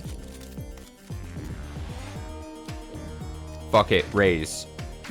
Huh! Of course I have evidence that explains this contradiction. It's fine. I just have to go get it. Smooth, counselor. Flawless. Really. I may not have the evidence on hand, Your Honor, but sometimes living in a surveillance police state has its perks. Pardon? Like when you want to surveil police officers? The officer's patrol car, their cell phones, traffic cameras, and optics data. I could request any of it. Hell. Your Honor, I formally subpoena all of it. What? What? Can she do that? I'm not so sure. I'm still learning. Rhea's drunken swipe at my front door reminded me exactly how much power the police have. But it was her dutiful checking in that made me realize just how hard it is to lose a cop in this city. Whatever it takes to answer this question for the court. After Officer Chopin reported that he heard shots fired at 9:45 p.m., exactly how long did he and his partner do donuts in the parking lot before actually driving off to the scene? Kind of a big ask on the defense, but it's entirely doable. Do the people object? The people, of course, object to any data collection effort that would be a waste of taxpayers' money or a violation of their privacy. So we would prefer that the range of this request be narrowed somewhat. Narrowed, perhaps, from everything to something. Happy to do that, Your Honor. I promise not to act like a kid in a candy shop when browsing through. If you do this, if you subpoena that data, you'll just see me driving like a lethargic moron. Officer Rogers? He seems different. Hardly recognize him. Agreed, but I recognize his type. Soldier? Your Honor, what the defense is suggesting is largely accurate. Pardon? That's a first. Though there are some corrections I feel I should make at this time. No objections here? Officer Chopin is the one who discovered the frequency when we apprehended Tan. He entered into both our receiver apps at that time, without my knowledge. It wasn't until the night in question that he chose to inform me of the intel he had obtained, and how he planned on acting on it. At 9:45 p.m., we received a signal. Before I could react, he had put out a notice on the police network that he had heard gunshots. It was at this time that he told me to drive towards Blue Blood territory. As he started to explain to me what he believed we would find, I chose to take a suboptimal route. We spent several minutes in traffic as he berated me for my sense of direction. So you both knew the sound alarm would lead you to some kind of Blue Blood emergency? But only you realized that meant you should take your time getting there. Logically, a sound alarm is triggered during a confrontation, not afterwards. I had no desire to walk into the crossfire and orc a gunfight without backup. You could have had backup, easily. My partner had no desire to share our intel or how we obtained it. I apologize to the court, Your Honor, for being evasive or misleading during these proceedings. And I intend to take full responsibility for doing so. But I was not eager to admit the role my own cowardice played in these events. Nor would I ever want to imply that Officer Chopin was responsible in any way for his own murder. Very warm sentiments from the officer. Delivered with a voice as cozy as ice water. So you're telling the court that you and your partner arrived at what you expected to be a bloodbath, and you still shot the lock off a door and started stomping around inside while separated from one another? Respectfully, ma'am, with the route I took and the time it took us to arrive, we expected to find all targets neutralized. And that expectation was reinforced when we arrived on the street and found the whole vicinity dead quiet. Yet we were still the first on the scene, despite my stalling for time. I think that might have enthused my partner. He was excited, and I let him set the pace.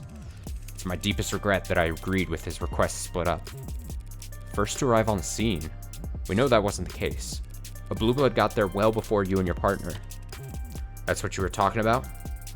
The witness wasn't present for that individual's testimony. He's merely given the facts as he knows them, and he can't have known that there was a Blue Blood in the building. On the contrary, he already testified about encountering them yesterday, as they made a not-so-silent retreat down into the alleyway. That was a Blue Blood making all that racket? I see. My partner, Chopin, he shouted that there was someone scrambling around down in the alley not long before he was killed. He must have opened the windows on the third floor to check. That's a new detail, Officer Rogers. Pardon me if I failed to mention it yesterday. It occurs to me you weren't present in the courtroom when this other curious detail was brought to light. The fact that there was another weapon at the scene of the crime. A bloody knife, which somehow ended up down in the dumps. You know anything about that? No, ma'am, I do not. Playing dumb, wrong move.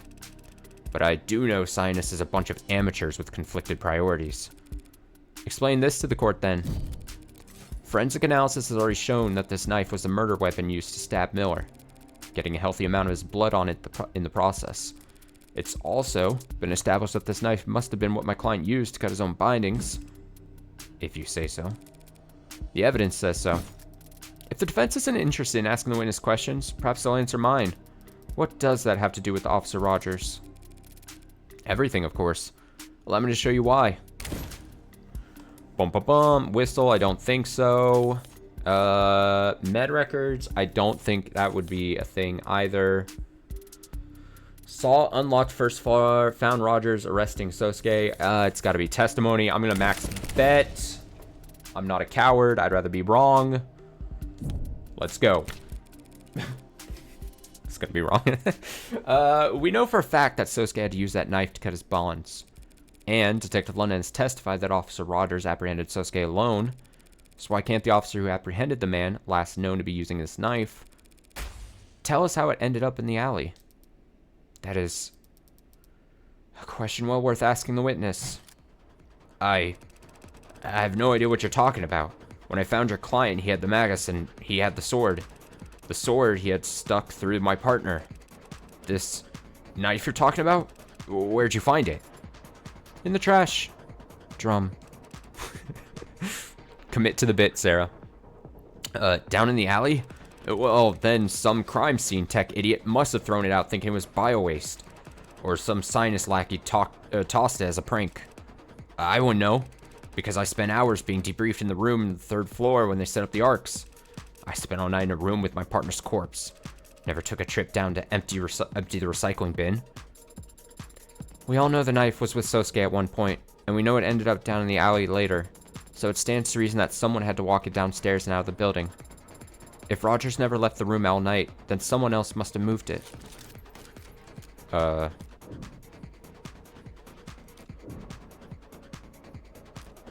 When I raise that, I'm pretty sure... Huh! 0 points for you. 0 points again. All that processing power and you can't manage to think in 3D? It doesn't matter if Officer Rogers stayed in that room all night, Your Honor. All anyone needed to do is dispose the knife was step out into the fire escape and... drop the knife down to the barrel waiting below. No need to leave the 3rd floor. No need to leave the crime scene at all, Officer Rogers. What kind of trick shot bullshit are you talking about? That is a long drop, Your Honor. A straight drop. Gravity's convenient like that. Target was a small drum in a dark alley. Said drum was burning when the police arrived. Target would have been plainly lit and... I've taken both of your arguments into consideration. After much deliberation, I have come to the conclusion that the proposed method of removing the knife from the 3rd floor is not actually that hard to do. Assuming a modicum of hand-eye coordination and a basic understanding of Newtonian physics. Well, obviously. Could anyone manage that? Practice martial artists who are masters of every muscle in their body, individuals like yourself and me, might find it hard to relate. But there are some who would struggle with that task. Yourself and I. Wait, hand-eye coordination? Eloquently put, Your Honor. So you must agree that someone with hand-eye coordination so bad that they hold the record for worst marksmanship in the entire police department, someone with such poor aim that they opted to physically assault a target rather than shoot them, someone like that might find it impossible to pull that off. Check. Are you talking about me? She's talking about me, Your Honor. And while I find her tone unflattering, none of what she said is false. Apologies. Dropping the knife from the fire escape didn't occur to me as a possibility. It just must be that for me personally, such a method of compromising a crime scene is not only unthinkable, it's impossible. If all the stupid details come back and bite me in the ass, the piss poor aim that London mentioned, is it possible that Officer Rogers faked his poor aim at the academy? It's easy to not hit your target, but why would he intentionally flunk a shooting test years ago to give himself such a strange alibi here today? He didn't flunk his test. He got the very lowest score you could possibly get while still being certified. Good lord, you'd have to be trying to. If his goal was to receive the exact minimum number of points needed to pass, his margin of error would actually be much smaller than anyone simply doing their best. But then, what about when he first saw me? It's true that any other cop who saw me standing over their dead partner would have just unloaded. Instead, he ran up and hit me. If he's not actually that bad of a shot, why am I still alive? That's the story Rogers has been telling so far, that he instinctually didn't bother to fire. His gun wasn't discharged and Sosuke's got the bruises, so he accepted that line of reasoning. But if I assume he's more dangerous than he's led us to believe, why wouldn't he have just shot Sasuke when he had the chance? He could have told his fellow officers whatever story he liked afterwards, and we wouldn't even be having this trial. I feared for my life. That's all he'd need to say. Under what circumstances would it have been impossible for him to claim that? Your Honor, I'm reminded just now that my client and the witness were in a physical altercation. I apprehended a murder suspect, yes. Surely you aren't suggesting I used unreasonable force. If anything, you used unreasonably little. Not at all, but I imagine things happened fairly fast. Isn't it possible that knife on Sosuke's person may have been knocked away into a corner during that moment? What are you? It may have. I can't say that I would have necessarily noticed something clattering onto the floor while I was trying to cuff a violent perp. Perhaps, Your Honor, the witness ought to testify about everything he recalls from the moment he confronted my client. Jogging his memory might be the only way we can address these gaps in our knowledge. No objections? Then let's hear it. Good versus evil, man versus machine. Cop versus robber. I'm not a machine. Or a robber. Don't worry, Sosuke. If need be, Adonai would go through a whole trial just to prove you're a machine. That's good. That's a good line. What kind of joke is that? Yoru. Fire escape. Sosuke med records. Probably gonna be med records, yeah? When the blue blood fled down the fire escape onto the alley, I poked my head out the second floor window. But then I heard a sickening thump from above, on the third floor, where I knew my partner was. Reflexively, I drew my service weapon and rushed up the stairs, where I saw the defendant standing over my partner's dead body. I was shocked, but he was clearly injured, and the sword was stuck, so before I knew it, I was running at him. He turned to me with dull shock just as I whipped my pistol butt into his forehead. He collapsed after that, and the room was a mess. My blood was pumping. If he had dropped a knife at that time, wouldn't have noticed it.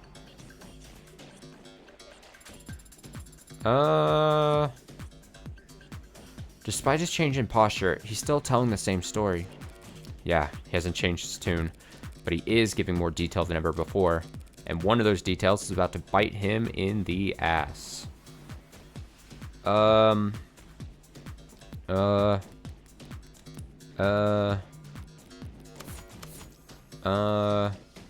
Is it gonna be...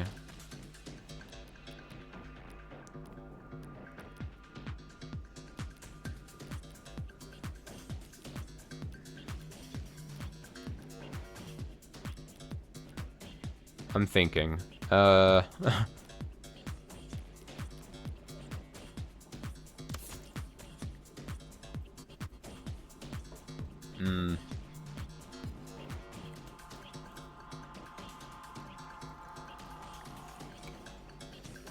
Is it something as simple as just there's no medical record proof of, like, getting pistol whipped?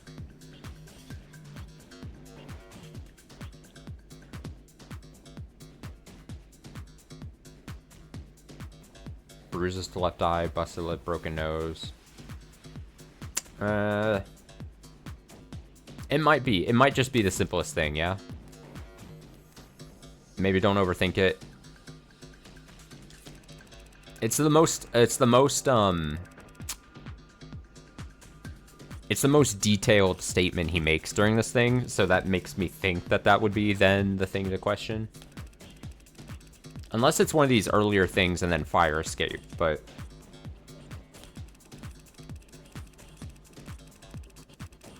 I think it's up next, yeah? Turning me with a dual shock just as I whipped my pistol into his forehead. Huh! Please. Please be right. Hiya! Throw that card at Emma! Yeah! Let's go! I'm always so nervous for that animation. Sounds very brave, Officer Rogers, but that's physically impossible. How could you have knocked my client out with one strike to the forehead when it was the back of his head that was injured? Oh, did I miss the part where it was the back of the head? That was probably a detail in that text that I read that I just scanned over and then also forgot from the beginning of the trial. I forgot that there was a difference between, but yeah, I think at some point there was a mention of the back of the head, and then he said right there, the front. That's not even the line of thinking I was thinking. It's fine. We get there in the end. When it was the back of his head that was injured. Oh, what are you talking about? Yesterday he had bruises across his entire body. An exaggeration that doesn't hold up to the scrutiny of his actual medical record. Largest wound found on the crown of head. The crown, as in the top of the back of the head. The butt of a pistol leaves a surprisingly specific impression on the human body, Officer Rogers. I assume Dr. Sato, still in the building? Perhaps we should call her back and have her examine my client on the stand? Sosuke, you'll have to remove your shirt. To get my head checked? God, they're all thirsty. That would be a waste of time, Your Honor. Counselor Morgan has taken advantage of some rather vague wording in the medical record to make her argument. Largest wound? But the fact is, the defendant was covered in various bruises all over his body when he was taken into custody, including on the front of his skull. She's not wrong. I still remember every ache. It's entirely possible that when Officer Rogers struck the defendant on the forehead, the blow was glancing, but still hard enough to knock the defendant backwards. And had he fallen backwards hard, he very easily could have sustained a large wound to the crown of his head at the moment he hit the ground. Respectfully, Your Honor, that's ultimately not something either the people nor the defense are experts on. But even if we were, neither of us would examine wounds that are no longer visible. Sosuke's injuries, they've mostly healed as of this morning. Hope that injection helped you sleep really well last night, Sosuke. Your Honor, as I see it, either we could extend this trial indefinitely, with both the people and the defense flying in X-ray specialists and contusion analysts to argue back and forth about fracture lines, or we could accept the events more or less took place as the witness described. He hit the defendant on the head, and then the defendant fell backwards onto the floor. If the head wound's open to interpretation, then...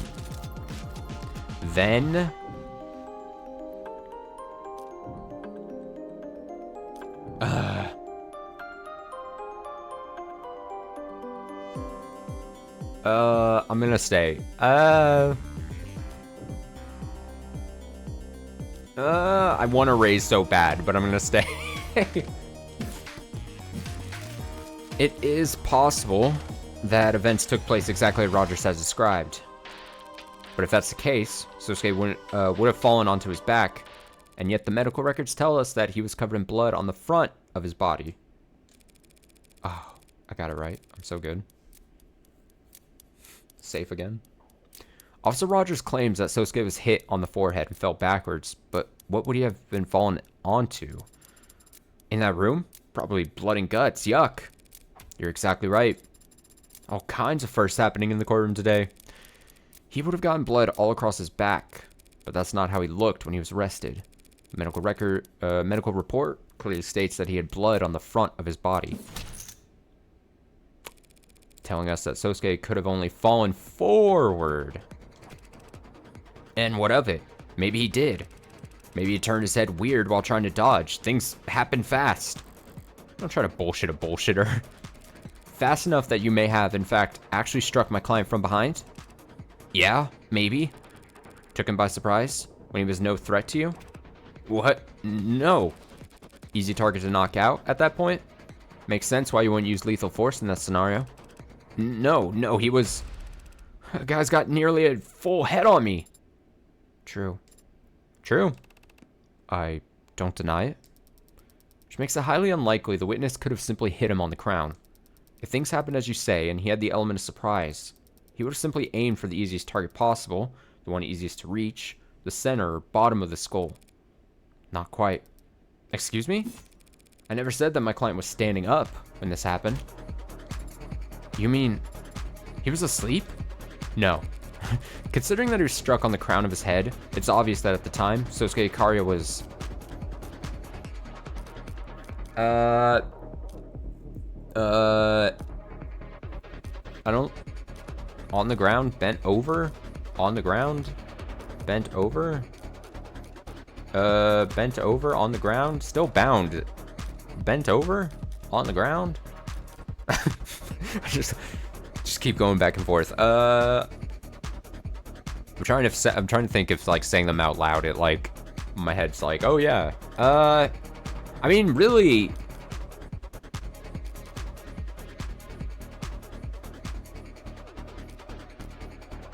Really, the difference between on the ground and bent over is, unless there's a very specific detail, they're not that different from each other. So that makes still bound still very drastically different, but is that the timeline correct? I don't think so. I think that's way off. I don't know. I'm gonna say on the, well, bent over? I'm going with bent over, fuck it. My client must have been bent over. He was bent over when the witness came from behind and... Adonai. What? Why are you interrupting me now? Because I thought you would want to know. You were about to phrase things in a way that would sound very silly. What are you talking about? Sarah's right, Morgan. You should let her take this one. What? It was when Sosuke bent over to pick up Yoru. That's when Officer Rogers struck Sosuke on his crown. As I've said, the one thing I do remember besides walking out there was picking up my sword. Picking it up off the ground. Having your android argue the weaker points for you now, counselor? Not exactly the bravest tactic. Tactics are for refreshing your breath. What can you claim is weak about the argument? Positioning. If your client really had walked out of that holding room and was then immediately hit from behind, where could his assailant have possibly been standing? Sosuke had to get out of his bindings first and then push open the door. And when he wouldn't have been concerned with keeping quiet as he went, there would have been plenty of time for someone to hear him rummaging around in there and figure out where they could hide. In the corner of the room, here. Boop. Big red arrow. like a YouTube thumbnail. That doesn't work. If that was the case, your client would have fallen face first here. But instead, he was apprehended here in the center of the room. Hey, makes sense to me. Looks like he dropped like a sack of potatoes by the door, sure. But then he was dragged to the center of the room. Would explain the streaks of blood we can see were discovered on the floor. So those weren't left by him gliding his feet in order to move silently? I was hoping to learn that technique. Your Honor, I fear the defense may not realize the weight of the implication that her statement carries. If, as she claims, Sosuke Ikaria was knocked unconscious by Officer Rogers the moment he walked out into the room, then my client never had any opportunity to stab Tariq Chopin in the back. And the only remaining individual who could possibly have killed him would be me. Yes? Any thoughts on that, officer? There's one thought that's been frustrating me for some time, actually. One I expected the prosecutor to voice, but perhaps I misjudged her. You what? You what? None of what you're saying makes any sense. You say I hid in the corner to surprise Sosuke, and then I then what? Snuck up on Chopin? How could I do any of that if I was downstairs at the time Chopin was killed? At the time Sosuke killed him. It's not that the thought hadn't occurred to Emma, you idiot. It's that once I address this point, your entire testimony falls apart. And the truth of the case becomes crystal clear. Uh-oh, he's in trouble. There's no misunderstanding on my part, and I suspect none of the part of the people either. Because the truth is, when you and your partner arrived, you must have immediately KO'd Chopin. Okay, there's no misunderstanding on my part, and I suspect none of the part of the people either, because the truth is, when you and your partner arrived, you must have immediately...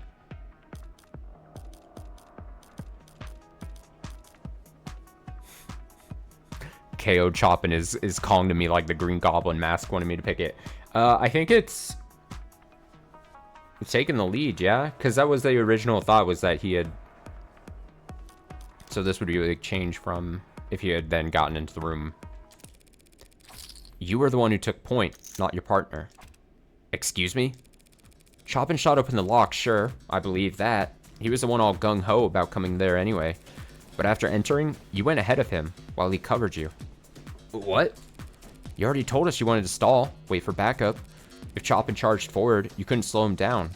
But if you went first, you could go as slowly as you liked, and Chopin would be forced to match your pace.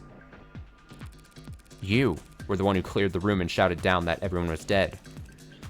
I told you, I testified. So did your blue blood tail. Testified all about how you and your partner separated on the second floor. Objection. Mischaracterization of testimony. The witness the defense is referring to did encounter 2 officers, but the witness never identified either of them. The blue blood didn't need to. All they were waiting to hear was whether any blue bloods were alive.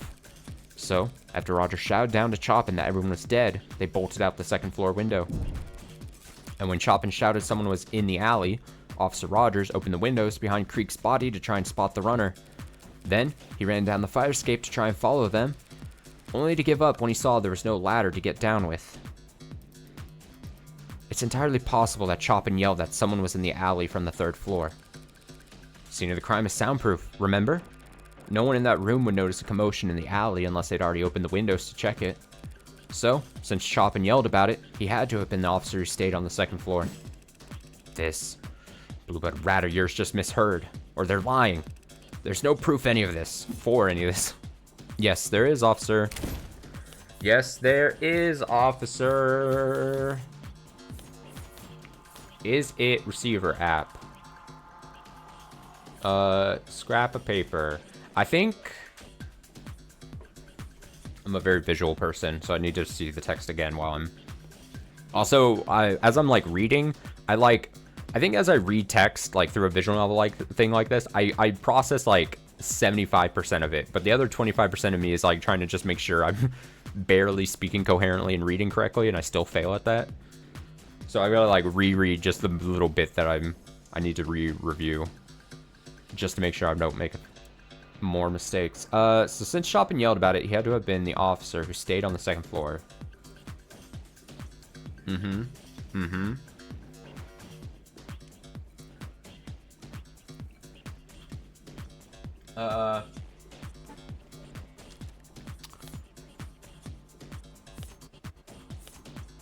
I mean...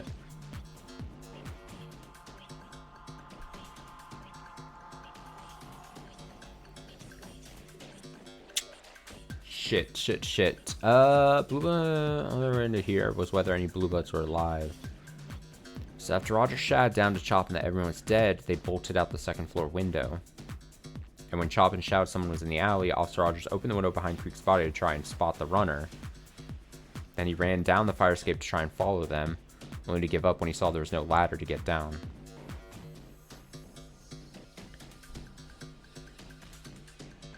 No one in the room would notice a commotion in the alley unless they'd already opened the windows to check it. So since Chopin yelled about it, he had to have been the officer who stayed on the 2nd floor. Process of elimination, it's not gonna be a front door, it's not gonna be a knife, right? It's gonna be receiver app or dumpster. They're talking about going down the alley.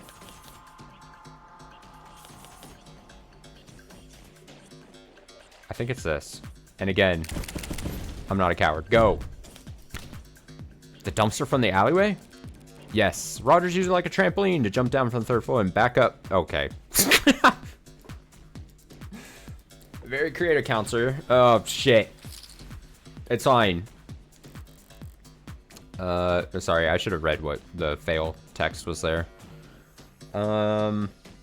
Yes, Rogers used it like a trampoline to jump down from the 3rd and back up to the 2nd floor.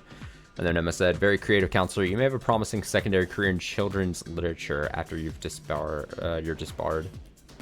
At least there's a silver lining. Okay. All right, I'm going to say then, receiver app, max bid. The receiver app? What does that prove? That Rogers was very attentive?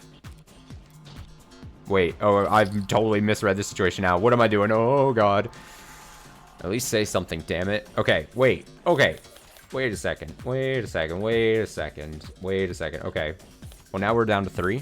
Surely if I just choose at random, I'll get it right.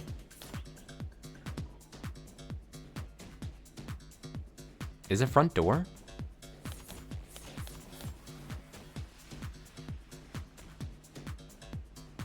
It simply can't be the knife. Scrap of paper, I don't think it's... I just keep max bidding because I'm like, oh, sunken cost fallacy. I need to make back the chips. The front door that Officer Chopin shot open? Yes, I'd explain my reasoning, but it sounds like you've already figured it out. Oh, wow.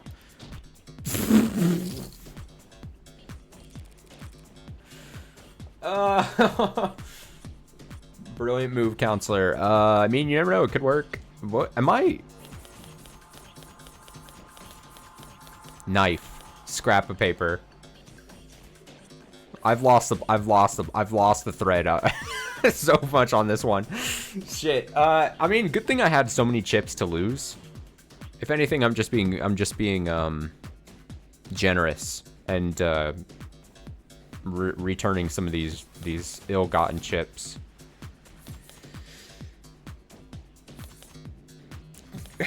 I don't want to lose the 50-50. I've lost the thread here. I've lost in the sauce.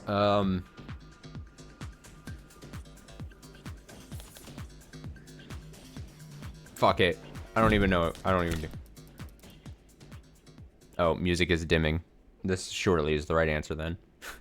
Scrap of paper. All right, that's all me. That scrap of paper was found by the second floor windowsill. But it's not just any scrap of paper. It matches the red ink documents that were found where the pod died. And, oh, look at all those chips gotten back. Look at that. We stay winning.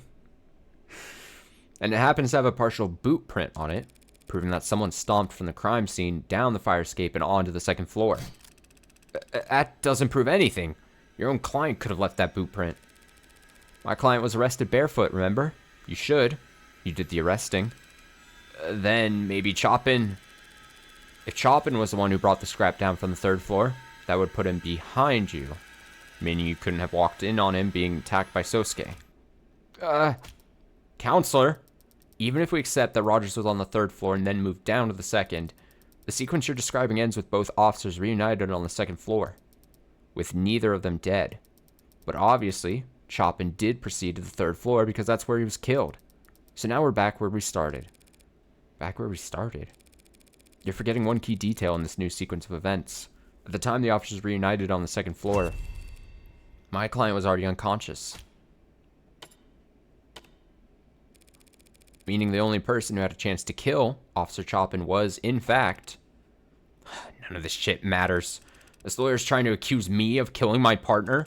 That doesn't make any goddamn sense. Why would I do something like that? Depends.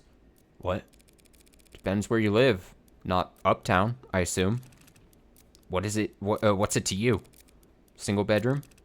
Yeah, whatever. Not great. Excuse me? And having to ride around all day with some insufferable, spoiled, rich stick in the mud?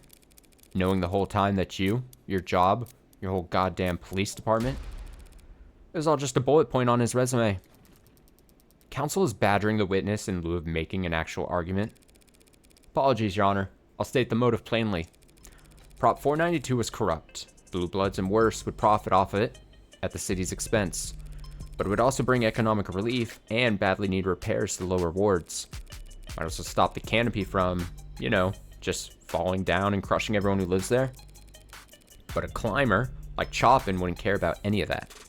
Every photo I've seen of this guy, he's got a big stern frown. But I'll bet he was grinning ear to ear when he found that red ink. Must have made you sick to your stomach. So you killed him, and then you bled him like a pig to try and destroy the documents he'd have plastered all over town. You're crazy. That's not possible. Do the people have anything to add? Emma hates losing, but she's not stupid. She must be getting sick of having to cover for this. Officer Rogers, you were the one who entered the third floor first, weren't you? What is she doing? Yes. How long were you there before your partner alerted you to someone escaping through the alley? More than 2 minutes, less than 3. You had a chance to start looking the room over? Yes. And did you see anything as politically explosive as what the defense has described? No, nothing of the sort. Your Honor, the witness is blatantly lying. We know the documents were there, and we know Chopin found them because they were found underneath his corpse. And it is the defense's theory that he was killed because of those documents. Because he would have tried to make them public, essentially. Yes. That's the defense's proposed motive for this man to kill his partner? Yes. I see. But why would he be prepared to kill his partner for reading documents left out on a desk? When he had over 2 minutes to simply get rid of them beforehand. Okay, I gotta take just a really quick break. I gotta go get more water and go to the restroom real bad. So, I've been sitting here for 2 hours. So on this screen, actually I'll throw up the BRB. I'll be right back. Give me just like 2 or 3 minutes. And we'll finish this. Be right back.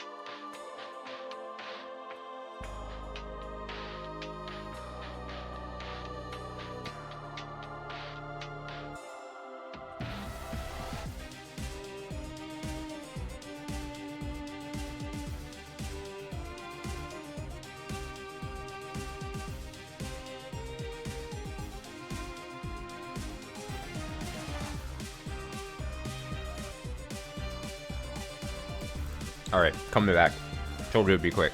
Where are we? Here. There we go. This music just jamming. Let's see. So Emma says, when he had over 2 minutes to simply get rid of them beforehand. Check. It has been forever since I played a game of chess. I was very bad at it when there was a time when I was playing a lot of chess and I was so bad at it. So bad. Okay. Oh. Damn good question, Your Honor. Do we have an answer for it? I'm getting there. I'll get there. I'm close. His layers are falling off. This is a cold guy. Cold enough to walk into that room, knock out Sosuke, and start calmly looking around. So is he lying? Did he actually see those papers? No. Emma's right. If the papers were in plain view, he'd just have tucked them into his jacket. If the papers were in plain view. Were they? Ugh, I don't remember. Where the hell did I put them if not on the desk? I remember taking them out of Creek's safe and thinking they were nothing important, so I just... Okay. That's probably how one page got left where it could stick to the bottom of Roger's boot. But before I left, I reorganized things, tried to make it seem like I was never there, so I stacked things neatly. You, counselor! Any cuckoos in or around the nest? Pardon me, Your Honor. I was simply overthinking, to be honest. Officer Rogers didn't dispose of the red ink when he had the chance because he didn't notice the red ink. It's that simple. Simple answer to a simple question that simply doesn't measure up. If Officer Rogers didn't notice the red ink docs in the 2 minutes he had with the scene, how did his partner discover them so quickly? Neither of them were looking for illicit government documents at the site of a gang shooting. Neither of them would want to start distributing a crime scene. Disturbing a crime scene when there were bodies and blood all around them. Correct. Rationally, neither officer would want to start making a mess of the scene. Something must have simply caught Officer Chopin's eye. Very bad luck on his part, as it turns out. You've got to be... The hell are you talking about? What could it have been? Sounds like a tough question to answer, but there aren't as many possibilities to sift through as you'd think, Your Honor. Because it would have to be something that caught Officer Chopin's eye, yet not that of his partner. In other words, something at the scene that Officer Rogers wouldn't recognize. Your Honor, this is pointless. If the officers knew that this was a site of orca violence from the silent alarm, and there was blood and corpses all over the damn place, and if the red ink docs were not in plain sight amidst all that carnage, what could have possibly drawn Officer Chopin's attention to them? If I need to retrace Chopin's steps specifically, was there anything in the evidence record that he had left a trace on?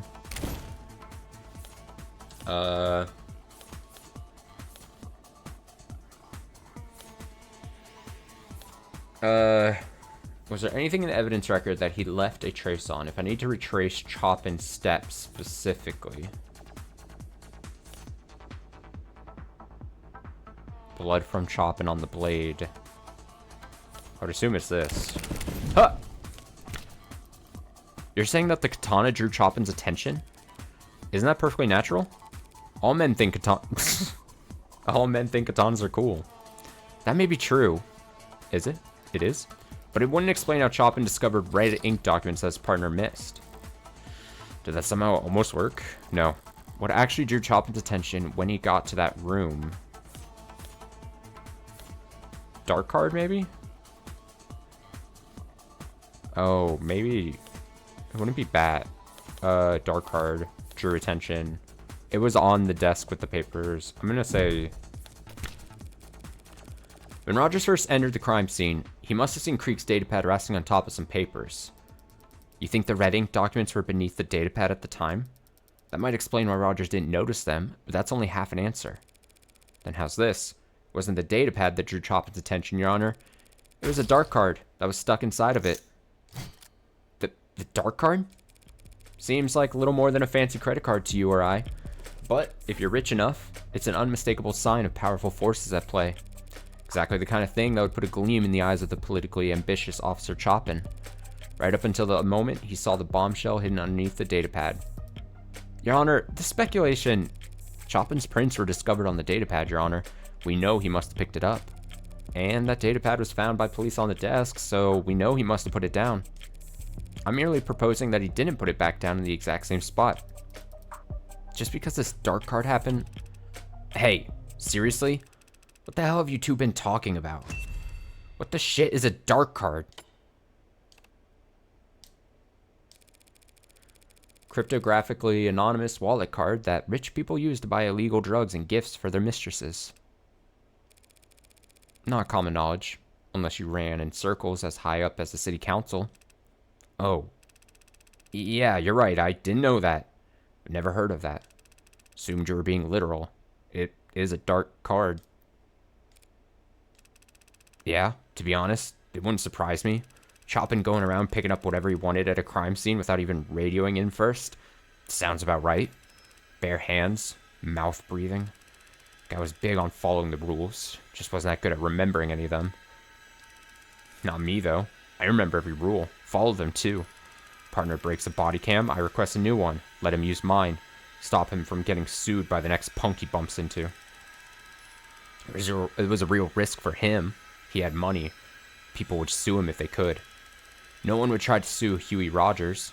Only thing the judge could ward them with would be my own goddamn debts. He's like freaking out here.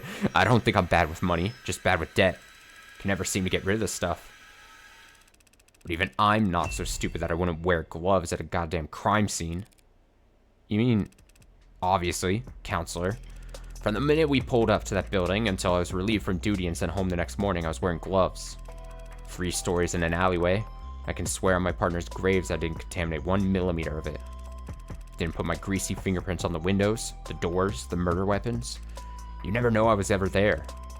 So you can say I did this or claim I did that, but the city's only ever going to hear that some Icarian bastard killed a bunch of blue blood punks, and that Tariq Chopin died a hero trying to save the day.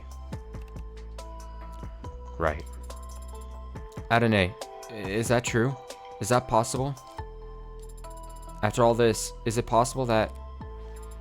But the jury, surely they can see... The jury will see what the adjutant decides they need to see in order to properly render their verdict.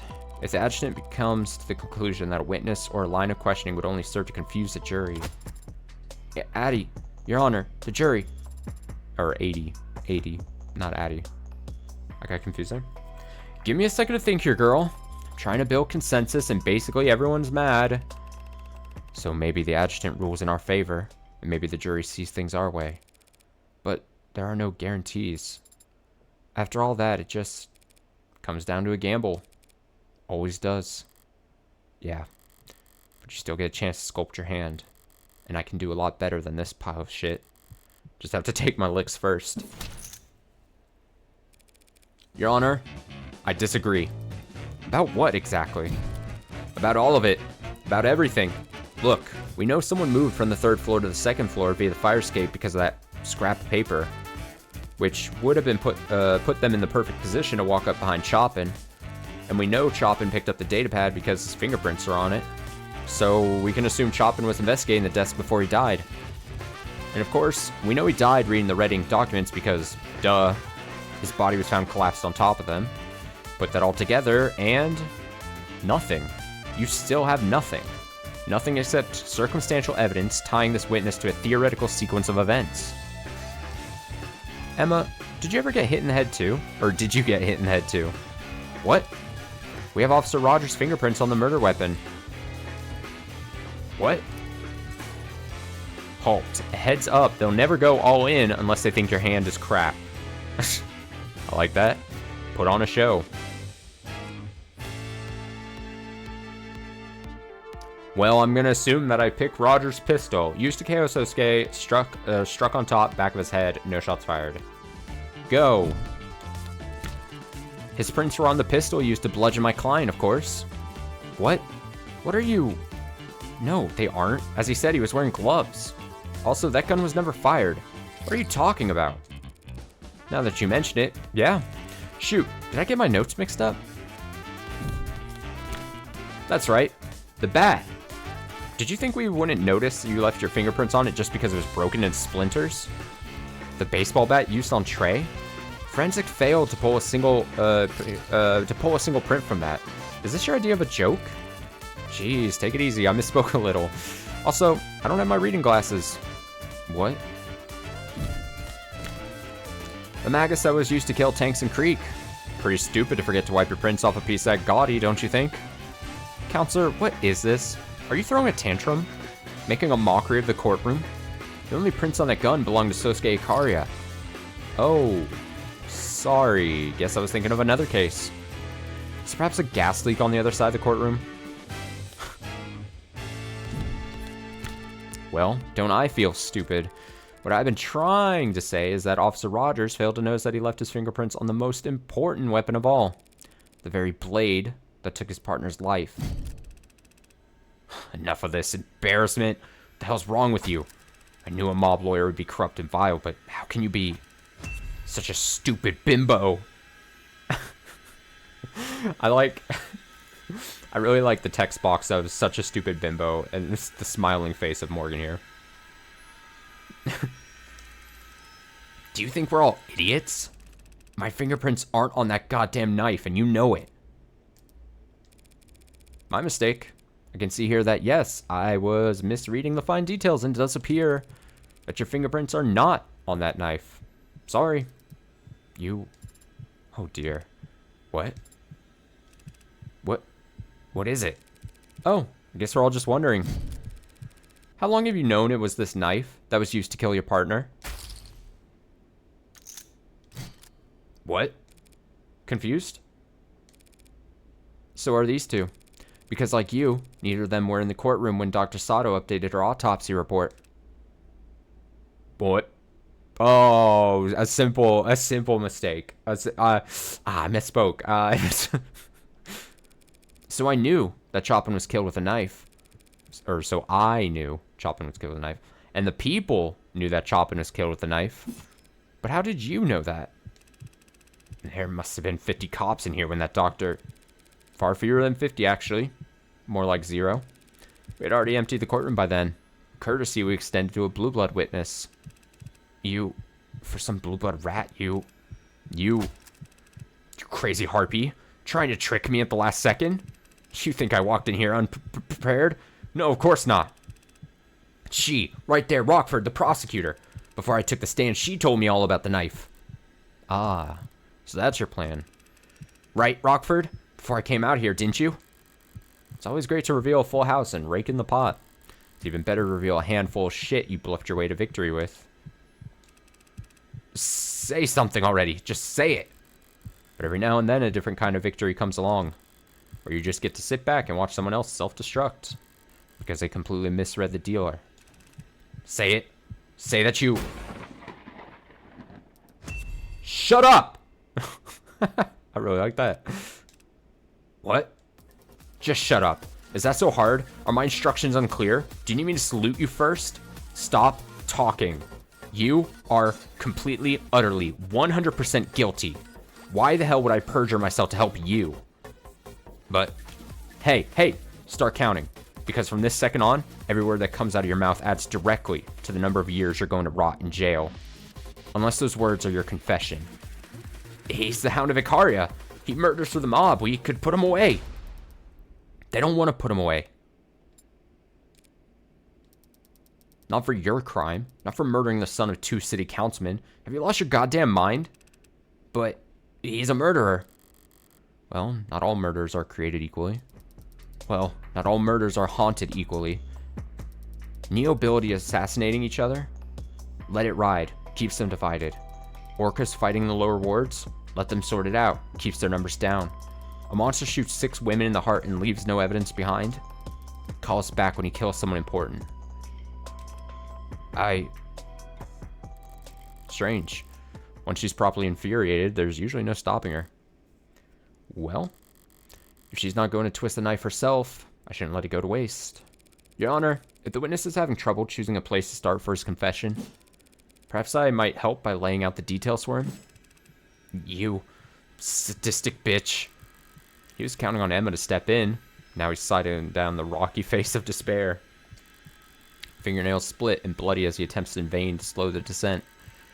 Not very dignified, so I won't leave him hanging. I'll be happy to speed him along. Ow!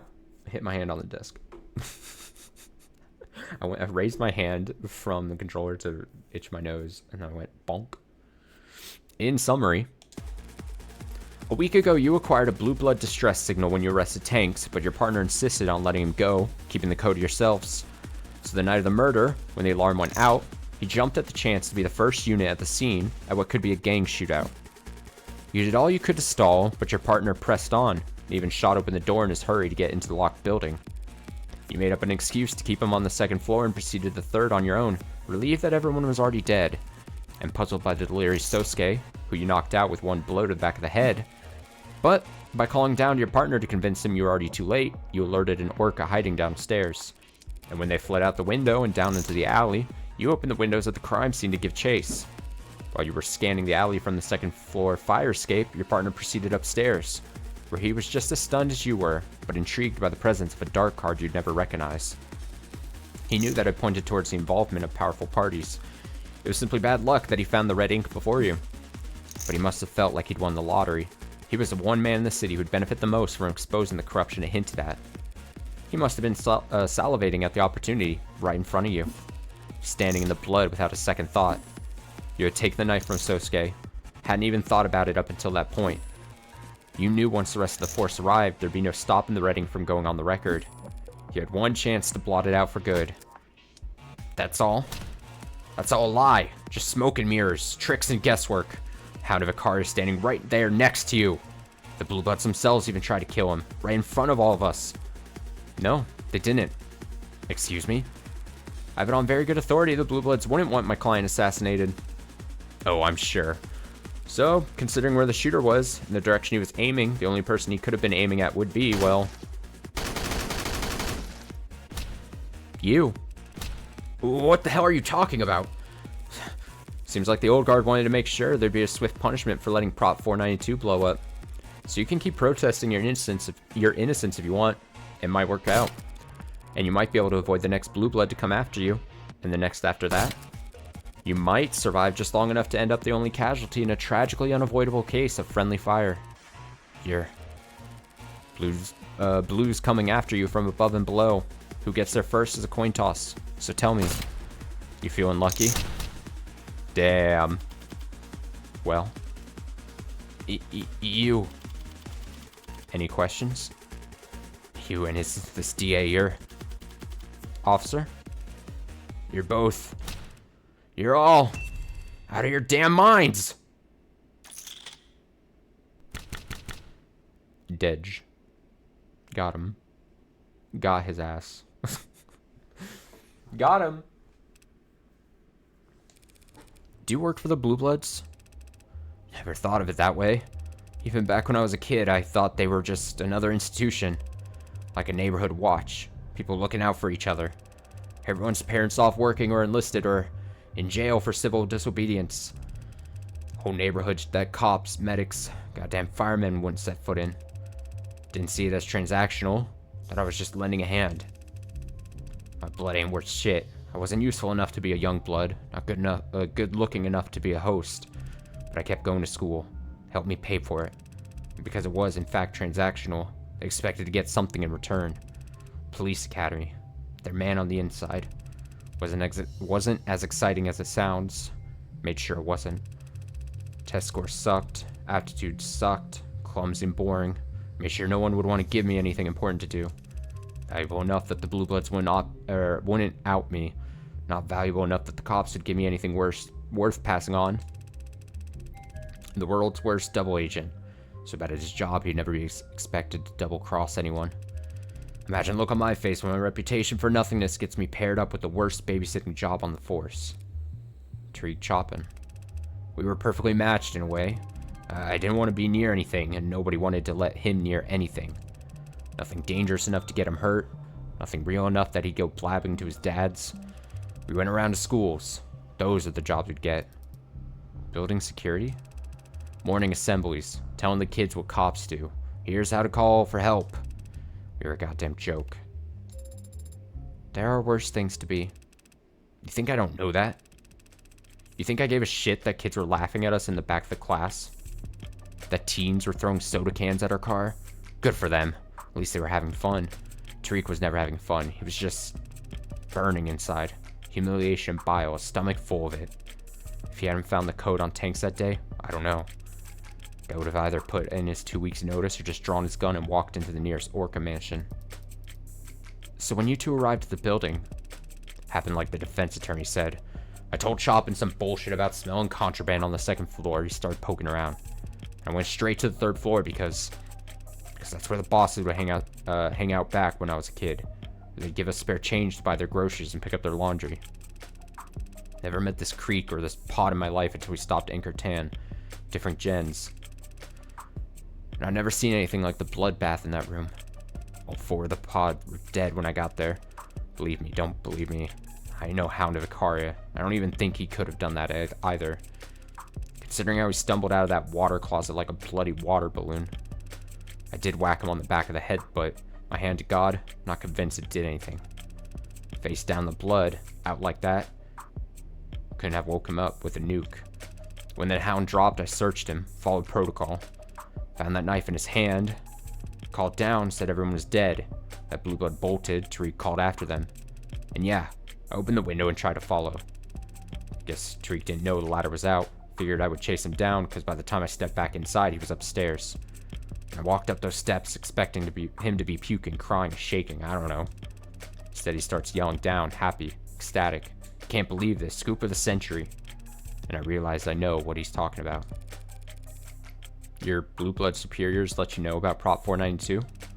Lots of people knew the deal with Prop 492, even non-blooded civvies. Nothing wrong with any of that, so long as it stayed a rumor. As long as the state didn't know we were where the pillars were going to be built. It was a nice thing, believe it or not. People in lower wards whispering about big money coming in. A little excitement to look forward to. Tariq was excited too. All he could see was forward. Barely reading the words in front of his eyes. Not giving a shit about anything behind him. Not caring about what he was trampling over. I didn't plan on doing anything, if that matters. If you care. I was moving slow, but I wasn't trying to hide. I just... After taking off the hound, I still had that knife. That goddamn knife in my hand. You all seem like educated people, so I take it none of you all believe in evil? We believe in evil, down in lower wards. It's like a fog. Hangs around certain people, places, and it poured off that knife like a water fountain. The devil made you do it? I haven't heard that one in a while. If it wasn't for that dark card being there... You know, Tariq told me once, said he wanted to become mayor. I just did the stupid fake laugh and told him he had my vote. I don't know why I did that. Shouldn't have done that. Laughed at him? Shouldn't have lied to him. And so, Your Honor, the people will be dismissing the charge of homicide in the first degree with prejudice. What does that mean? They can't charge you with Officer Chopin's murder again at a later date just because they found more evidence. And the 4 other charges of second-degree homicide? We will be dismissing the 4 charges of second-degree homicide without prejudice. So she's not quite convinced I couldn't have killed Creek's pod. Miller's blood having already been on the knife you used to get free in the first place was pretty huge. Combined with Rogers admitting that you basically stumbled out a walking corpse. But the way the state sees it, their murders aren't any more solved than they were at the beginning of this trial. It's to be expected. Then the jury will be dismissed. This court will be adjourned. And you, Mr. Ikaria, are set to go, are free to go. Everything that's happened to you the last few days, how is that leaving you so shocked? I'm not shocked. I'm just grateful, Counselor. You have my... Your Honor, is there perhaps something else you wanted to say? Well, if you insist. I guess for some reason, even though the jury's been dismissed and it's actually their job to do this part and the charges were dropped, I have this strong, overwhelming urge to say... Not guilty. No, that needs to be much bigger. Maybe, I cast ye innocent. No, that sounds dumb. Good stuff. Good stuff. We did it. 4:56 p.m. August 16th, 2086. State Building. Floor 48.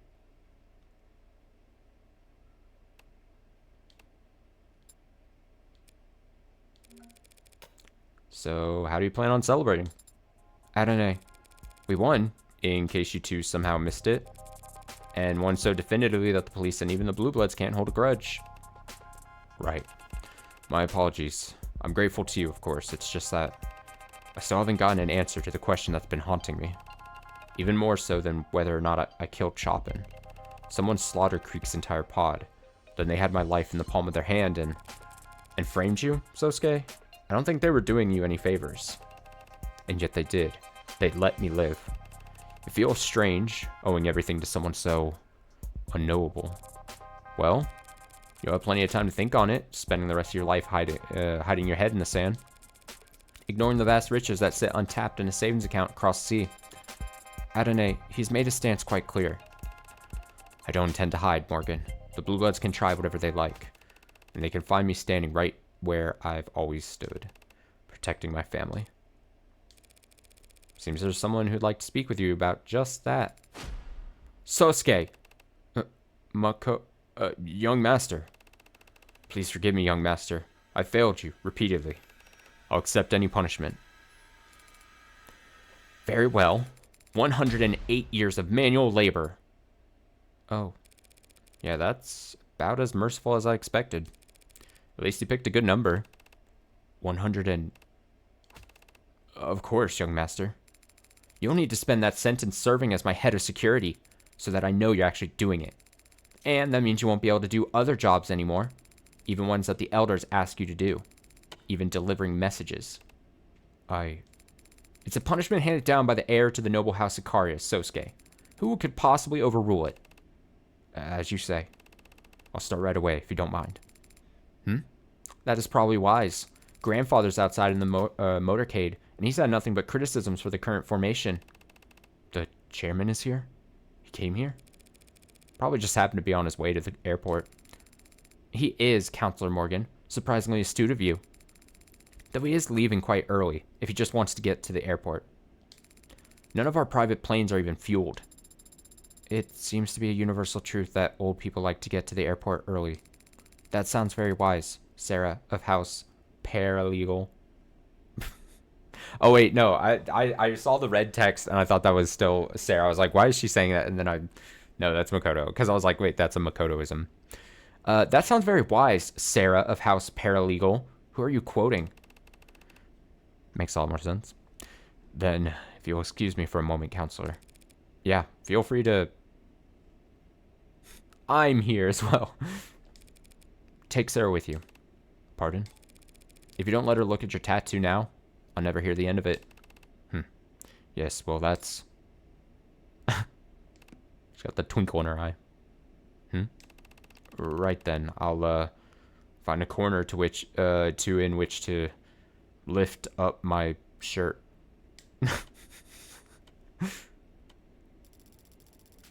Congratulations, counselor. You succeeded on all fronts. Thanks. Not satisfied? Koto seems to be in a good mood. If you ask him for a bonus now. Shouldn't I just negotiate with my employer directly? You're the one who hired me, aren't you? At the very least, you're the one who put my name forward to Makoto. It's easy to see, looking back. You're the only one who's acted in Sosuke's interest this entire time. Who isn't a child. And? What of it? Why me? Why does it matter? Because I value my privacy? I want to know why a woman with your resources would put an ant like me under a magnifying glass. Such cruel metaphors you employ. Someone who values their privacy that much should, in the future, avoid directly confronting the board of multinational corporations. Noble's board of directors? You were not among them myself, but when one woman shifts the opinion of a room that's stagnant, even by a millimeter, word gets around. My, you really are a shy little girl. No putting the genie back in the bottle, but I won't recommend you to anyone else if it bothers you that much. Thanks. Though you can be pretty shy yourself, letting Makoto take all the credit. Why the subterfuge? I've already overextended myself in this matter. A woman from my side of the house, intruding upon the IFG's business. I don't mind that I'll have to rip out fingernails in front of the elders as recompense. But I thought... I might spare myself the additional pinky or so. You're being literal, aren't you?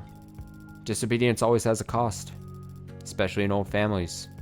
Especially for daughters. But not flinching as you pay the toll carries its own kind of power, don't you think?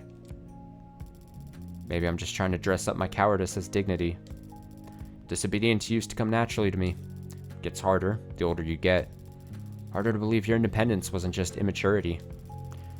So I'm glad Makoto's such a good boy. I don't want him to feel any guilt later in life. Yes, Makoto certainly takes his responsibility seriously. Can't imagine where he gets it from. I was such a hellraiser. He must get it from his father. Suppose it's an interesting mark below Sosuke's eye. Looks like a mole, but it seems to be hereditary. Does Makoto know Sosuke's his father? Does Sosuke? Fucking truth bomb. Fucking info bomb. I'd be very disappointed in Sosuke's intelligence if he didn't.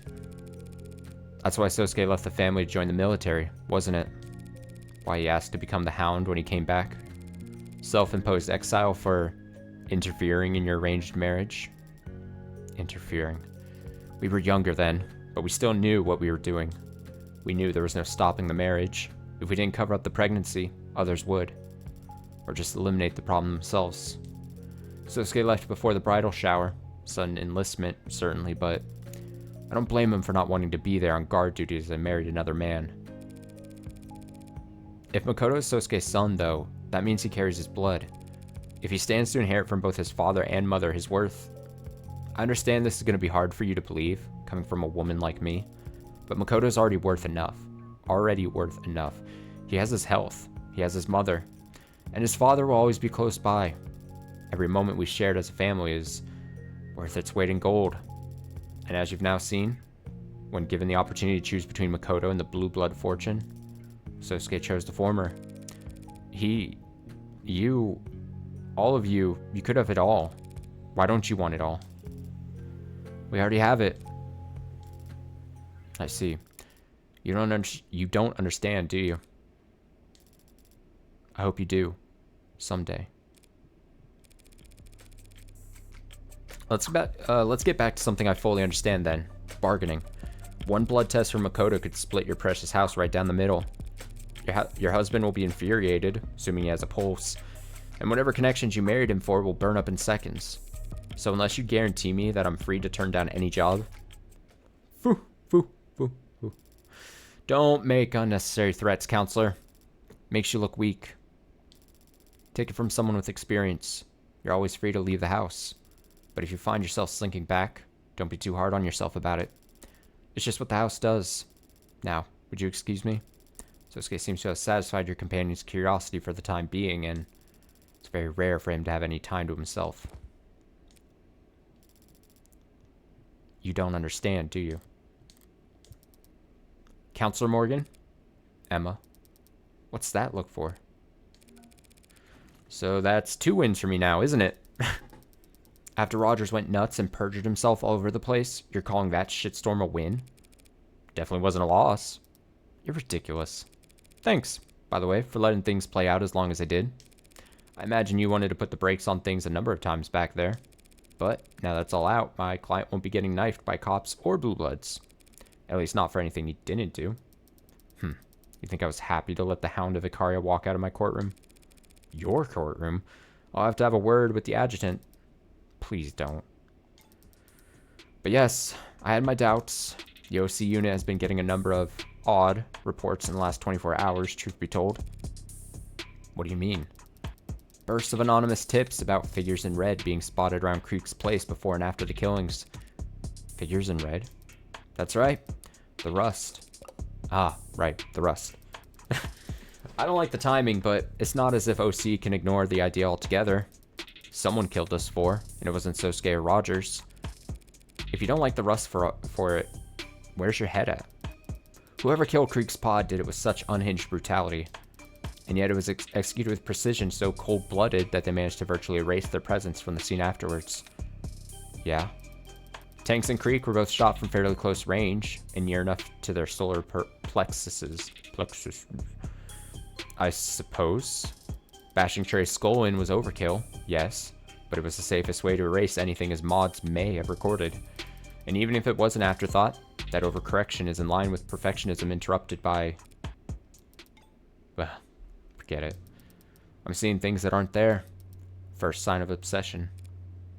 She's trying to tie it. She's trying to tie it all. Obsession. I'm jealous. You seem like you never let anything get to you. It's unpleasant, you know? Feeling like you're possessed by something or someone. Well, if it was easy to wrest control back, it wouldn't be an obsession. Just puppy love. Oh, that's me. Gotta take this call. See you around, Morgan. Yeah, see you around. Just don't go telling anyone that was a win, or I'll have you arrested for spreading misinformation. Well, we can't have that. Okay, Morgan, I fulfilled my obligation to Sarah now, so now you can buy me a goddamn drink? Pardon? You can start your 108-year sentence tomorrow. I've got to get some paperwork we need to go through before then, and I don't want to do it sober. Oh, you're serious. Of course I am. Everyone knows it's tradition for a client to buy their lawyer a drink after beating charges like that.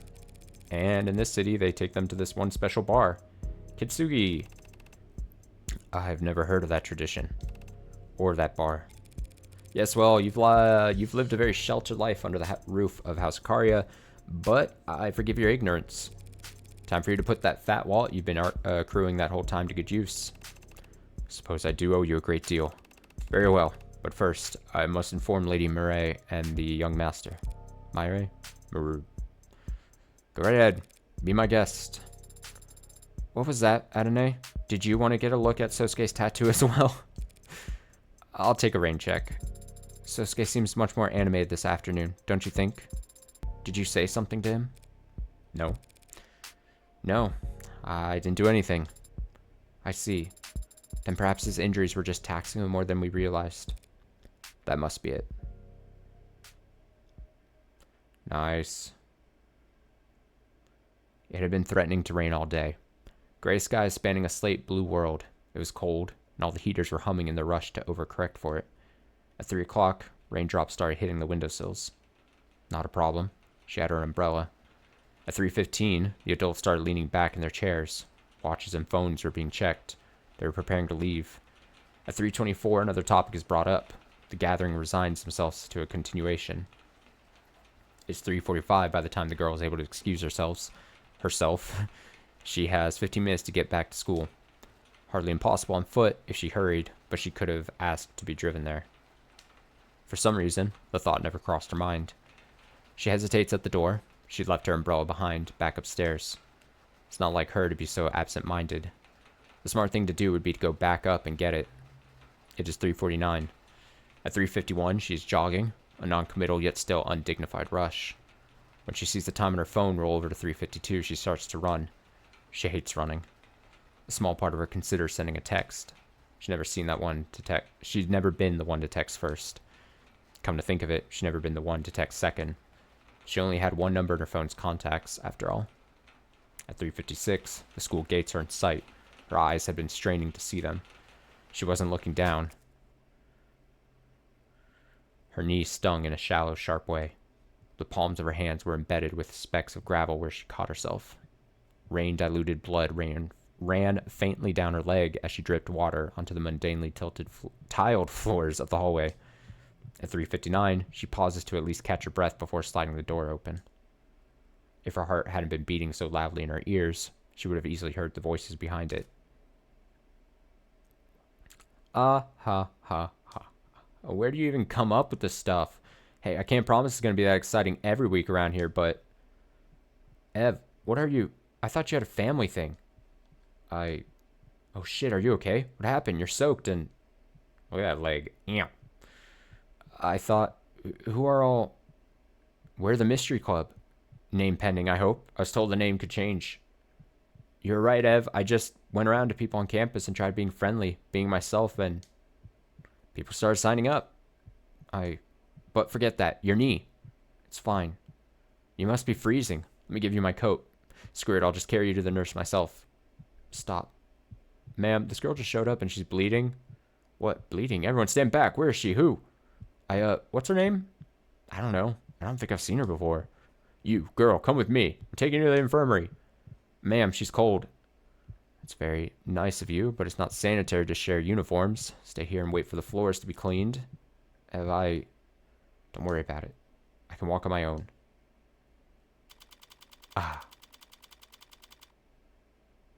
5:54 p.m. August 16th, 2086. Bar, Kintsugi. And with a little sprinkle of salt just along the edge. There you have it. Oh, that looks wonderful. Thank you. Of course. Let me know if you need anything else. I must admit, Morgan, this is quite a fine establishment. And so exclusive. Whole staff here on hand to attend to just the two of us. Unintended diss? I can't imagine what the waiting list must be like. Right. Lucky for you, you've got a man working on the inside. I can assure you a table at any time, Sosuke. You or any of your housemates ever need a quiet spot to lay low from the judging eyes of high society, now you know where to send them. I might just do that, or do just that. And these prices, so reasonable. Shit, knew I should have gone with the digital menus. Hey, Sosuke, that name they have for you, the Hound, that a title you were given, or just part of the mantle you chose to take up? No, I was called that long before I started delivering messages. Long before I got my tattoo. Truth be told, I'm not sure where it came from, or when people started using it. Childhood nickname, I suppose. Earned by following Mirai around like a puppy? I never, Who told you Mirai was the heir when we were... It's a miracle you didn't break under torture. You know that? Mirai? The Hound of Ikaria. So everyone called you a dog when you were a kid? Jokingly. Lovingly. Mirai's right. I don't know anything about... One of the many things I've long since acknowledged that I'm missing. But obsession? Addiction? Those are easy enough to grasp. I've rolled the dice plenty of times by now. There are no demons haunting me, no other drivers in the car. Just me, sitting in the dark with a hole in my chest. When it's hungry, I feed it. But it'll never be full, because the hole was there first, and it built a girl around itself so that it would have a place to hide. How can you tell? That they called you that lovingly? I suppose you never know. You just trust. And if you do trust, then that's your answer. And besides, what's insulting about being compared to a dog? Everyone loves dogs. So true! Probably even you. For your information, I like dogs just fine, Sosuke. But I could never live as one. Everyone's already collared in this world, tagged, labeled, classified, and put in a box. But even so, I refuse to sit at the end of someone's leash. Better to remain astray. I read that like there was another sentence coming in after that. Yay! Yay!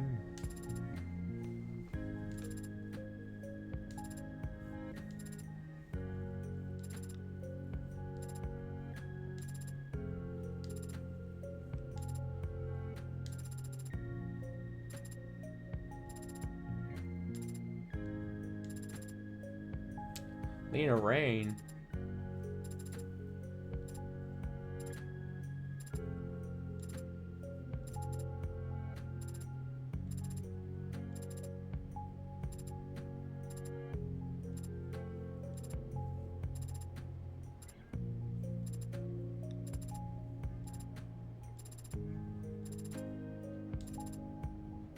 And me, the players.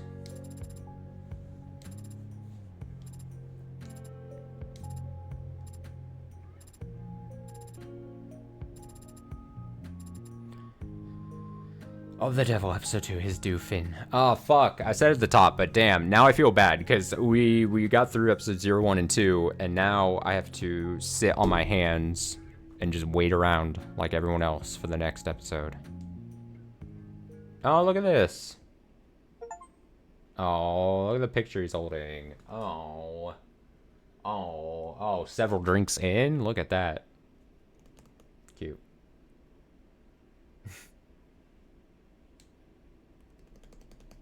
Cute. Congratulations on clearing episode 2 on High Roller. Oh, it was stressful. Bonus charm earned. Nice. Alright, let's do all the extra stuff, yeah? Oh, shit. We gotta see what's, we gotta see the extra stuff, though. We'll get through that, too.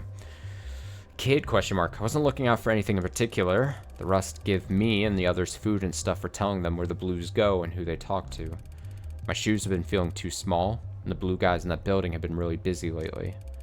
I thought if I hung around there, I might see something Russ would give me new shoes for. I was gonna say, I didn't say it during today's stream or the trial or anything, but in my head, I was like, is this gonna turn to like, because there was a very, like intentional, like, this character showed up for like a second, and I was like, was that just to establish something? I was like, or is this like for future? And then at some point during the trial, I was like, is this mystery kid who was just there and didn't like say anything, like, is that gonna like circle back and become like an important thing? But it seems like it might be a setup for what might be the next episode or in the future. I thought if I hung around there, I might see something the Russ would give me new shoes for, but I never saw anything worth anything. So you gave up? No. I got scared. What scared you? You won't believe me. No one believes me. Everyone says I'm a liar.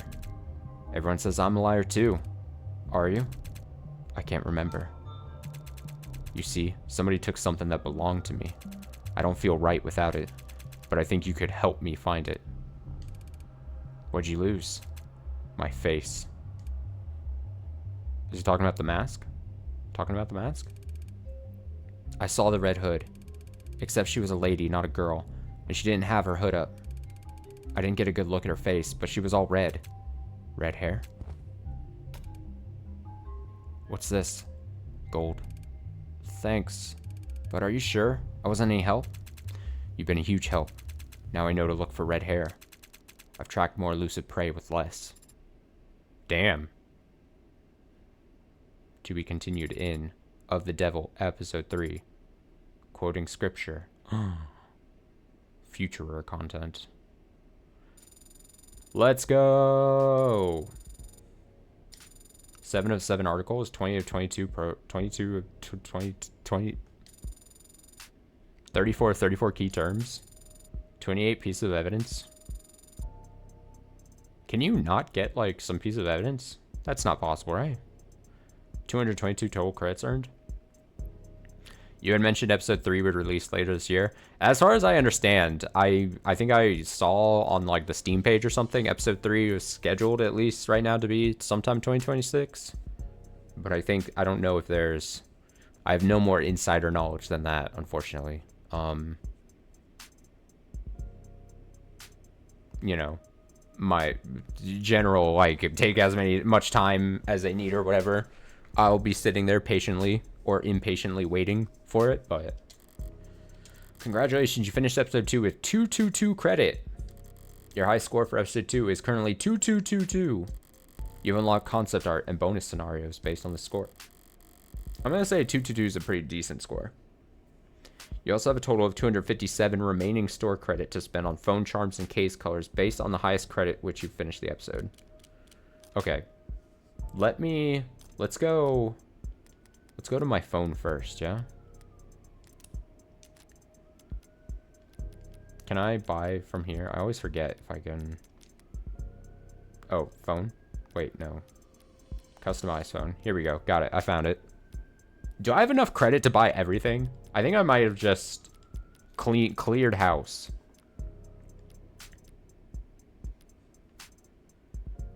Sarah on the clock. Earned for clearing episode 2 on High Roller. I can't see it. Oh, is she making a drink? Can't see it. Monty Cheers. Oh, that's a good one. Cute. Yeah, I think I have enough. I have enough credit. I mean, I'll be carrying over my credit into the episode 3 for sure. I'm going to use my mouse. I'll have a better chance of easier time of buying things. All right, let's customize how we want it. I've been using.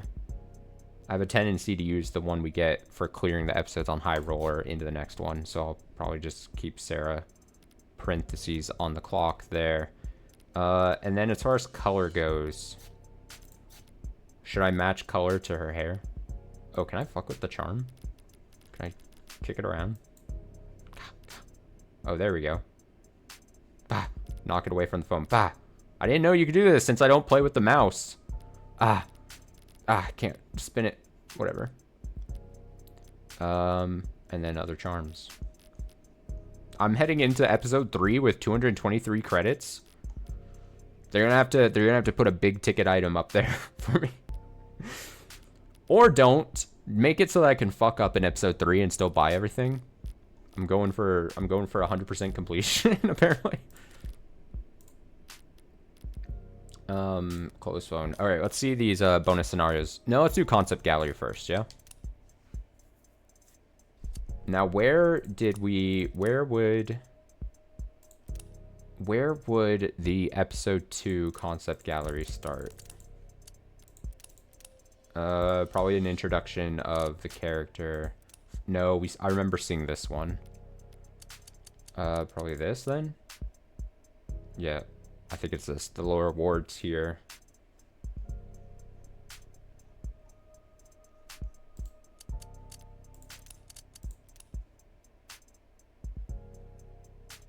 I like his shirt. I like that color and the pattern on it. Creek and Trey. Nice. Always a big fan of goggles and outfits. It's so goofy, but I just love goggles as like an accessory for characters. Goofy in a charming way is what I mean.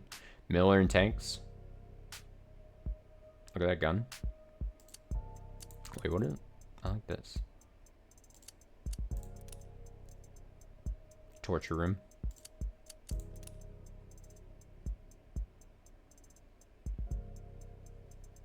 Oh, cute.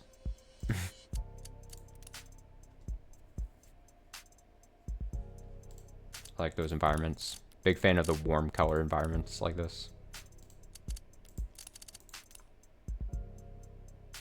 My guy. It's the back tattoo. Oh my god. Damn, it's like full back. No negative space there. Really. Kinda. Sorta. It's the bar.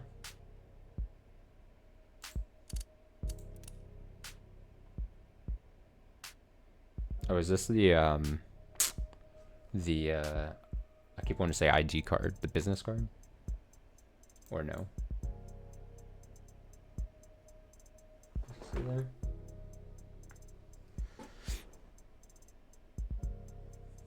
Look at that arm.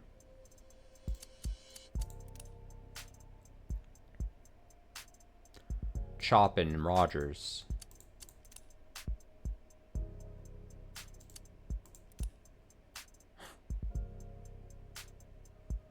I'm kind of surprised she didn't make a reappearance during the trial. I would have, for some reason, just in my head, I was like thinking she was gonna get called to the stand at some point. Also, them young.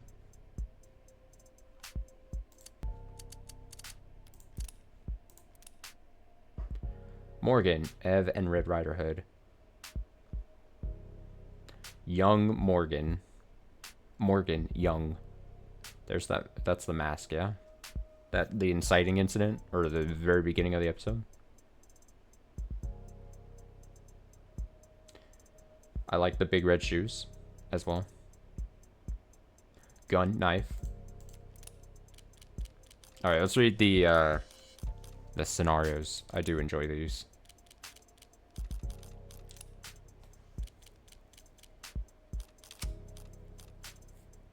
What do you mean next page? Is there a next page?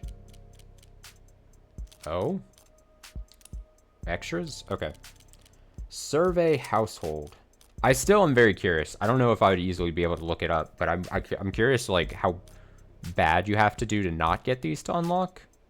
Because it makes it seem like you could get a low score and then you wouldn't get these. But maybe if I got a low score, then it would have the lock on it and maybe it would tell you what score you have to get them. But I would be crushed. I'd be crushed. I'd be so upset. I'd be so upset. Alright, let's read these. Why rubbing alcohol specifically? Nostalgia. Reminds me of days spent bandaging scratched knees and blistered knuckles. You did that for Makoto? No. Some other boy who was always overexerting himself. I like the smell of blood for the same reason. Oh. And antiseptic. And scalpels. That boy was always so hardy. He made for the perfect test subject. Test subject? I still think about finishing my medical degree sometimes, but I feel like my hobby would lose some of its therapeutic value if I did. What hobby is that? Poison making. What's with that reaction? You made it sound very intimidating just now. Oh, I was just trying to make it sound exciting. If I tell people I'm interested in herbal remedies, they all think I'm a dreadful bore. Or worse, that I'm going to try and sell them candles. Well said. Very well said indeed. You have a much finer appreciation for these things than your so-called superior, you know. I make countless immaculately thought-out references to Hegel and Ozymandias, and that red woman stares at me as if I'm quoting comic books to her. Or at her. Comic books can be good too. Comics are for children. Are you a child? What about graphic novels? What is a graphic novel? One pipe, for example. Oh. What's your favorite? Who's your favorite? Why list King Arthur alongside those other historical figures? Arthur was based on multiple historical figures, I'll have you know. But even if his exploits are not factual, it still stands that he united divided people and defended his homeland from barbarianism. He also met fairies and wizards and fought dragons. I know. Impressive, wouldn't you say? Very much so. The Once and Future King was one of the first books I read all on my own. That's quite impressive. The vocabulary was, I'll admit, difficult at times, but I was reading a version with handwritten annotation, so I managed just fine. There was writing in the margins. Like a hand-me-down? Hand-me-downs are for peasants who can't afford anything better. Was it given to you by an older family member? Yes, but it was not handed down to me, you see. Oh, and I went on to annotate it further myself, so that I might someday pass it on to some other reader. So tell me, does that sound like a hand-me-down to you? You've got... I didn't do that old of a voice. You've got until I finish smoking this, or I get bored. Very well. And I get bored fast. Oh, well, if our time is limited, perhaps we should focus on a topic of singular importance, such as athletics. And just like that, I knew he was gassed, lowered my frame, and flipped him out of the ring in one motion. An overwhelming, trampling victory. Best kind there is. I can imagine. Oh? You done any wrestling, any MMA yourself, little copper? Not physically, no. It's difficult to find partners who are a good match for my build. Sounds like an excuse. You sure you're not just scared? Confrontations can be intimidating, but sports are not arguments. They are pure expression of noble competitive spirit. Huh. That is to say, I would never back down from a challenge. Oh, well said, well said. I know exactly what you mean.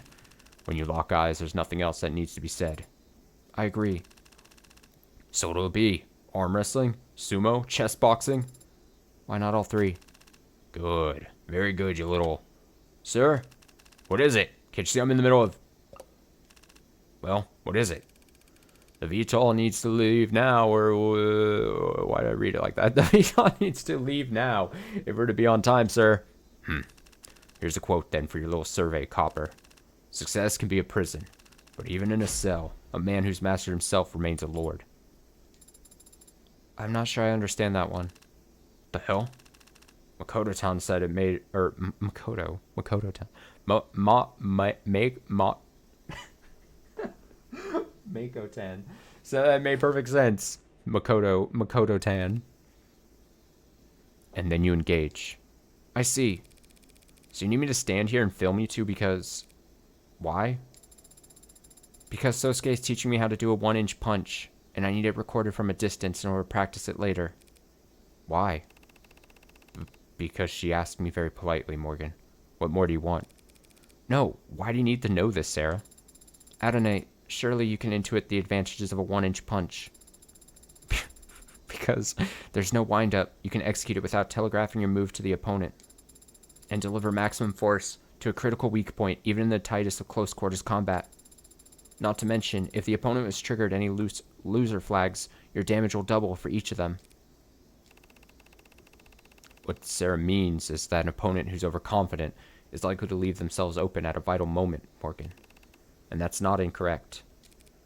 Yeah, I immediately called, the notice was like so blaring. I didn't want to say anything. I was just like, but all sirens went off in my head. I was like,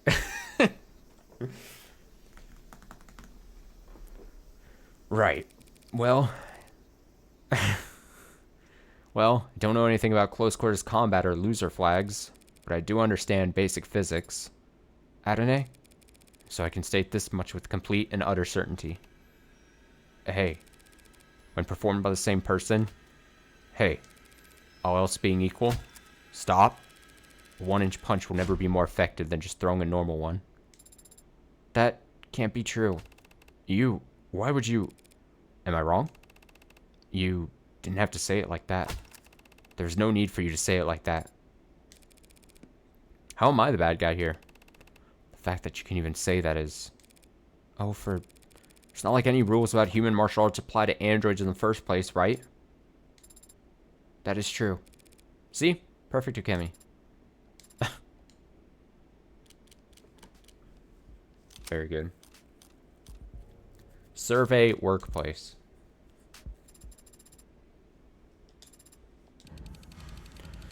Throwing out flowers. It always depresses me, actually putting them in the bin. So they end up just withering around my place. I might have some kind of record for a number of flowers killed at this point. Umineko is a good visual novel? Yeah, I know. I've been thinking that, like, unrelated, but there's been an uptick in my thinking of Umineko over the past, like, couple weeks. I don't know why. I think I saw some art, like Umineko art recently, and then I went down like just. I think that's what generally happens. I see like some fan art or something, and then I'll be like, remember Umineko, and then I spiral for a couple weeks. I think it's because of the new visual novel I'm gonna play. Oh, probably. That's maybe a good point. Yeah, possibly. No, there was also some recent, not super recent, but somewhat recent news. Like, I didn't check too much, but like, there's gonna be like another new release or translation of like a certain arc of Umineko by Manga Gamer. I think I had seen something, but I didn't think. But also, yeah, I don't know. But yeah, it could be Fata Morgana that I'm thinking about too. Possibly. Why do you buy so many flowers? I don't buy them. I get sent them, and chocolates, and wine, and locks of hair.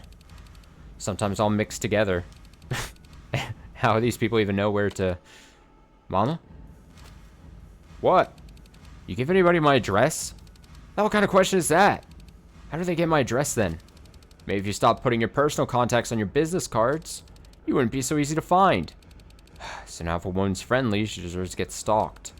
Not very forward of you, Mama. Forward? You think I don't know about forward? You brats don't know shit about political correctness. When I was your age, we'd list... She's gonna go on for a while. If you need to save your battery or data or whatever. So this is where you previously worked? Yeah. I was what they call a #1 gal. And that involved people buying you lots of drinks. Selling dreams. That sounds like a very nice way to make a living. Nah, it's pretty mean. What are you doing here anyway? Gloating? If you're gonna, if you're not gonna come back, don't lounge around. Your old fans will get the wrong idea. Come on, Mama, I'm just sitting here. And a crowd's already gathering. My bad. Would you ever consider making a return? Nah. I didn't hate it. Don't feel ashamed of it, or the people I met doing it. Even if some of them are nagging grumps. Keep it up and I'm handing you a mop. I don't want to be moving up, you know? Always up. And the only place up from here are those cloud palaces where the courtesans lounge on golden couches to get fed grapes or whatever. Big gap from here to up there, and there's no footholds. Either you make it all the way up, make it all the way, or you fall. You need a little more security in my income than that. Plus, working security to get paid to punch teeth out of handsy assholes. Not even the most powerful courtesan in the city gets to enjoy that feeling. Boom, boom, boom. Without getting into more detail than you're comfortable with, how high is Mrs. Kim in the organization's leadership? Pretty high. But she also works here as a manager. So does she need to? We're not as rich as the Ikaria, or insane as the Rust. We all gotta work if we want to eat, leadership included. I see. But even so, this workplace seems very high energy for someone of her age. I think she's comfortable here. She married into the Blue Bloods, you know? And the pictures of her I've seen, the vibe I get. I think she was kind of a trophy wife. Oh. Her husband's whole family dying, leaving her in charge. She got burned out on that, or she got burned on that deal. But she handled it, obviously. And I can't name any other old guard I could tolerate hosting under. The hell are you whispering over there? Not whispering anything, Mama. Your hearing's just gone to shit. He's my brother-in-law's illegitimate son. Had his mistress give birth at the manor. Guess he was afraid if she went to the hospital, the paparazzi might notice. Of course, as it turned out, that was the least of our worries that night. I could pass a message to him if you'd like. The hell would I even say? We're already dangling literally all the money we can in front of him. And he's not taking the bait. I didn't mean another offer. I thought you might want to pass on a more personal sentiment. Fat chance. We don't share any blood. We've never met. And if the fox asked him to kill me, he wouldn't blink. I think that Sosuke would blink. Give it up. Sosuke and I are family, little girl. But if you wanted to be family... forget this shit. I got a job to get back to. If I look away for 5 seconds, all the talent around here devolves back into high school drama addicts. She took my locker. He stole my deodorant. No one can deny your work ethic, Miss Kim. Thanks. I know. We still gotta pay for a full hour's worth of that booth. Would Adney be upset if I put it under her name? Yeah, Bill Morgan. What is this? Private campaign backup sessions. Begin playback. Alright, it's recording. Tanks, do you have to record this? If I don't record it, Creek will ask me for notes. When he doesn't reply, remember any of it next week. I don't remember voices. They died. We're probably just gonna read this. Guilty as charged. Do you have to video record it? It's fine, Miller. Also, I don't know how to do it, so it's just audio. What's up, Trey? Eyes bothering you again? Huh? Are they flickering? Nah, but you're staring a hole in the wall. Oh, I was just thinking, like, are we cyberpunk? I think we qualify, yeah. But we can go get you some felonies if you're feeling... No, I mean, like, culturally. Is this cyberpunk? What do you mean? Just dice and paper? Easy entertainment that can't be bugged or tracked. Perfect way to fight Big Brother, don't you think? Yeah, but we could do cards or something, too. You think playing Go Fish is cyberpunk? Well, no, but, like, a tabletop RPG? That's what you're on about? I'll be real. You sound dumb as shit right now, man. Huh? There's literally nothing more cyberpunk than a tabletop RPG. That's funny. He's got a point. Learn your history, Trey. Now pay attention. As you approach the town's walls, swords clanging against shields ring out. Voices rise, and arrows are loosed. You stumbled upon the closing acts of a fierce battle, and it's clear the players intend to let it play out to its natural conclusion. Up on the parapets, a stern, horned woman, her long, proud hair slicked with the same blood that drips down her brow, spots you. Her eyes go wide. She doesn't seem pleased to see you. She thinks we're like enemy reinforcements? We kinda are. We got a charter from the dukedom to protect its people, and the horned guys are all foreigners. Can we ignore that? If I break an oath, my build is screwed. Oh. I have a telekinesis, right? You gotta toss her off the wall? Or you gonna toss her off the wall? What? No, talk to her. What's the spell? You have a telepathy talent, if that's what you're asking. Right, okay, I'll use telepathy. Roll the dice. I got 14. Okay. Skimming the surface of her mind, you see visions of allies cut down and civilians fired upon. Her skull is teeming with rage and despair at this brazen defilement of the rules of war. Oh shit, this is a Hornling village, and she's under attack. Tough luck. Excuse me, you've got an oath. Yeah, but if I ignore the plight of the innocent, my build is screwed. Paladins have it rough. Well, can we get inside? The woman is injured, but not beaten. Within a few paces of her lies the lever that opens the gate. She eyes you and readjusts her grip on her club. She has seriously considered destroying the device to prevent you from entering. Can she hear me? Yeah. Okay, I use persuasion. We're cool, lady. 19. Every time. How do I even... Taken aback by your earnest appeal, she spots a glimmer of hope in your arrival, and betting on that hope, she throws open the gates for you. Creek, do you have different dice than the rest of us? What'd we come here for again? Rumors of a powerful necromantic tome in the area drew you towards the supposed final resting place of Elsbeth, the Never Dying. Oh, okay. Persuasion. I asked the lady where Elsbeth's tome is. 20. That's not even... While she is at first taken aback by your abrupt change of topic, your, clever wording subtly hints at the idea that Elsbeth's crypt might have a weapon powerful enough to drive off her village's raiders for good.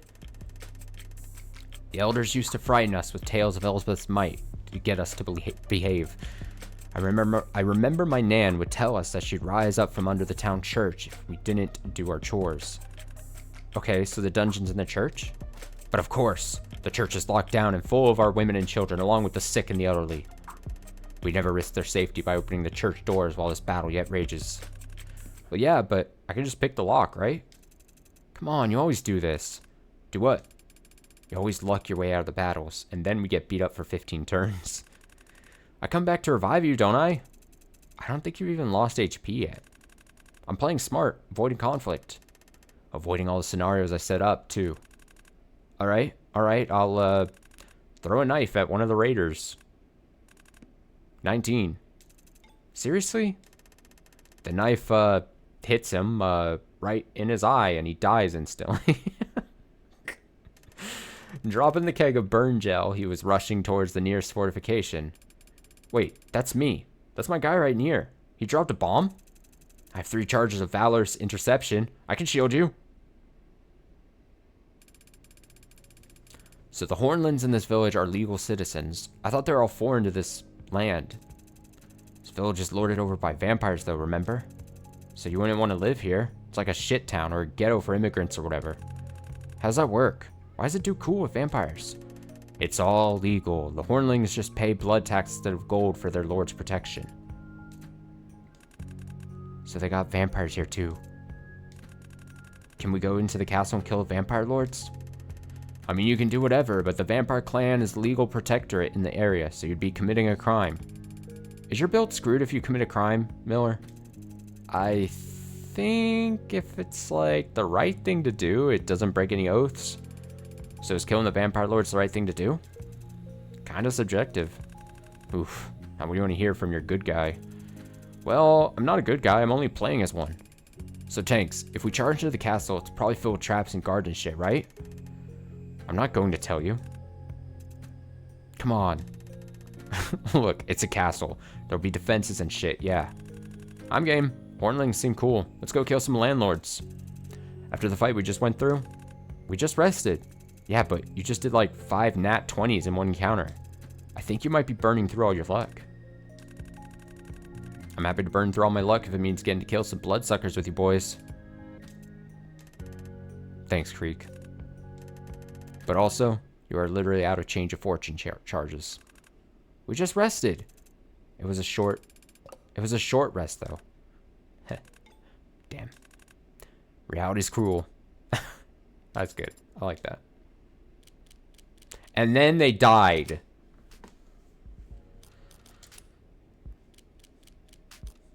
All right. What is deleted call, received call?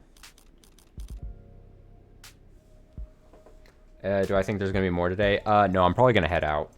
I probably would have played more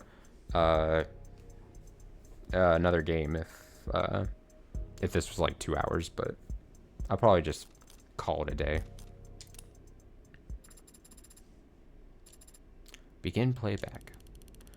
Sighting, witness statement, anonymous report, emergency call from a burner. What is all this? Why are these tips getting reported all of a sudden after the trial's over? It smells, right? What do you mean? All this new info coming surrounding Creek's pod, and all of it pointing toward the rust for some reason. You don't buy it? Of course I don't buy it. So you think the Ikari are trying to point fingers at the rust after Sosuke's been proven innocent? Well, no, that doesn't make much sense. But someone's trying to pull something. If the Blue Bloods are the victims, and you eliminate the Ikaria, that just leaves the rust. But why would they want to misdirect attention onto themselves? I don't know. Guess it can't be them doing it. But gang wars have winners and losers, right? Someone stands to benefit from pitting the Reds versus the Blues. True. But finding that someone is a task that even OC would struggle with. And we've got our hands full. With what? Sorting through all the false confessions and love letters addressed to Heartbreak? Prep for the convention. Chief wants everything to shine. Ugh. Grin and bear it. Any hair out of place in the private sector will... Phone call? Yeah, it's a family thing.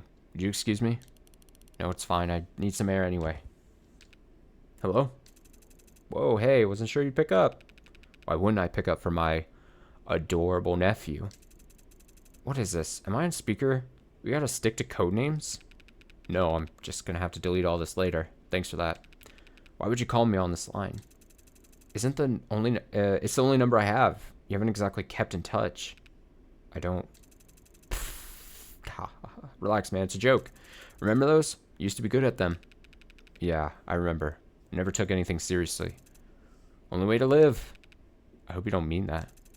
Do I hear a teaching moment coming on? It's like riding a bike for you. Why call me now? Take a guess. Oh, you can't.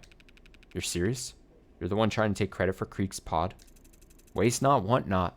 No one else seemed interested in it. Hey, nephew? Yes, sir? The fuck are you thinking? The Blue Bloods will drown you. You think you have numbers? Well, they have unity. A lot less unity than they did a week ago. Creek was a flickering light bulb of low-quality hope for the young bloods. I extinguished that, and the old guard haven't even tried to retaliate. If I were a young blood, I'd start feeling pretty damn disposable right about now. You want to start a civil war? That's on your head, but taking credit for kills you didn't earn sounds like a pretty dumb way to spark it. Fake it if you ever want to make it. Don't worry, young bloods will start seeing some very real casualties soon enough. Don't do this. This is... Do you even have permission from...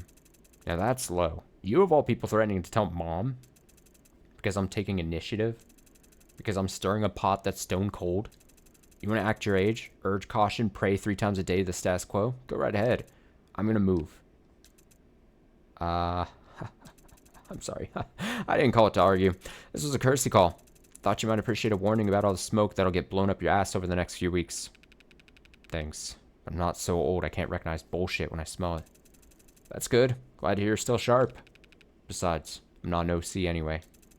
You went back to arson? You're not still in homicide, are you? Thought that was like a sabbatical. No. That sucks. Because I've met all the guys who are an OC, and I don't like any of them. Sounds like they're doing their jobs then. Sure. Hey, listen, I didn't mean to drop contact. Don't worry about it. You picked up when I called. That's all anyone can ever do, right? Bare minimum. Yeah, well, not like I can invite you over for dinner. I guess not. Don't do anything that'll get you killed. Damn, full of good advice today. Got the fortune cookies afraid for their job security. I mean it. Don't do anything that'll get you killed. There it is, the double emphasis. What'd you used to always say? Redundancy, right? I remember. Believe it or not, I took every lesson to heart. Diluted. And lastly, received call. Begin playback. Oh, it's Emma. Hey. No, glad you called. I could use some decompression. Well, I just had a loss. But don't tell anyone I called it that. Thanks. Be the death of me if it ever got out. Yeah, no, I read the story. Well, what I could. It's kind of hard to read anything in between the editorializing. Right? If it gets you the resources, who cares? I don't know at this point. If I can be conspiratorial for a second, I'm not sure they want Heartbreak caught. That's going a bit far. It's more like so long as Heartbreak's out there, they want to take advantage of the moment. People are scared because of Heartbreak. State thrives on fear. Some of the radicals are getting bold. The state will relish the chance to draw them out. Maybe after the election? No, that's okay. I've thought about it myself. I just don't want to go that path if I don't have to, you know? Still got my pride. Really? Wow. Taking it pretty seriously then. Reflects their priorities, of course. Data's their lifeblood. No, I mean, that's great. How long will you be in town? Yeah, I'm excited to finally meet. In person. We should get dinner. Uh-huh. Yeah, definitely. Sorry, if you were hoping for that kind of excitement, but no. There's no jealous ex in the picture for you to worry about. I think you'll be fine. Call saved. Huh. Oh,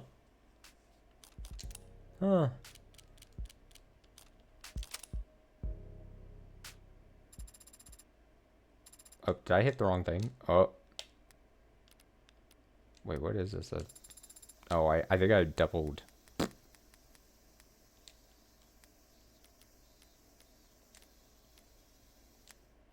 I think I double hit the button.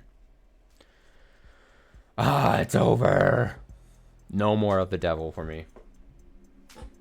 Until episode 3 is released. Good shit. Very good. Very good. I've said it many times over. I think something like this, succeeds in where something like, what's the name of that game? Phoenix Wright failed for me in different things. And again, it's probably just a modernity, sanding down of edges versus the old school what Phoenix Wright was and everything. And I still to this day think that it was a headspace thing. I think at that particular time, I wanted to play Phoenix Wright, and then I started it, and then there was a mentality thing going on, and then at some point I started, and I already committed to the trilogy, so going back to back to back with those games felt like a massive slog. But I really enjoyed this, and obviously you'd make the comparisons because you'd compare this to something like Phoenix Wright, or even like the Danganronpa, like, you know, trial mini game kind of like type aesthetic and presentation and all. And I think having the story be much more like straightforward as far as like we're going to take you from scene to scene, and then you do a little bit of this, you do some reading, you'll investigate some scenes a bit, but it's really like more, I don't want to say dumbed down, but streamlined experience as far as like from scene to scene just works, at least for me, much more well.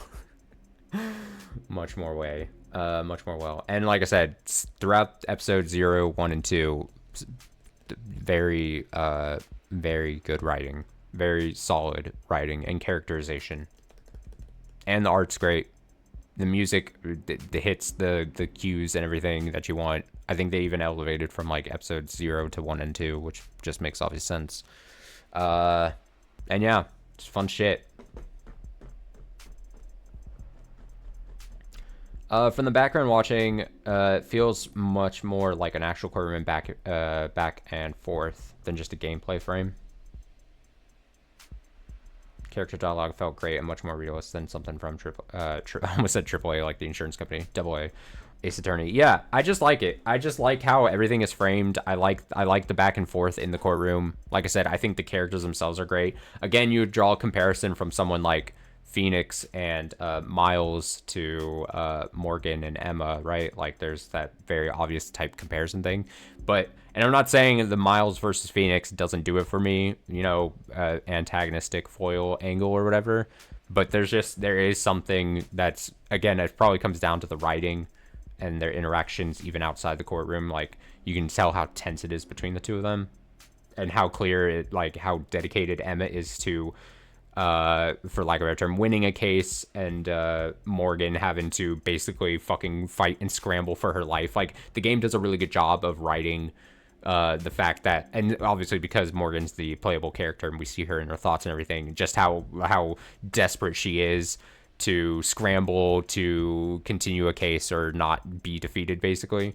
When in the end, like something like in this, let's take this trial for example, she knows she was the one who killed all those people. So there's that extra layer of tension where she's like, okay, I've talked about it before, but it's just interesting to be like, you not only, like in Phoenix, right, you're trying to defend your client, but in this, that like in the back of your head as a player, but also as the character of Morgan, it's so interesting to be like, well, she can't say certain things, but she wants to defend and win the case, but she also can't, she's privy to information that only she would know, and we even saw a bit of that in this episode, but she has some information that only she would know because she was there at the time of the crime, because she committed the crime, but she can't commit to saying some stuff. And I think just having that in the back of your head as the reader is really cool, because then we're like a part of that where you're like, oh, I know the real reason why this is a thing, and why they're clearly not, like, why we know Sosuke didn't kill those people.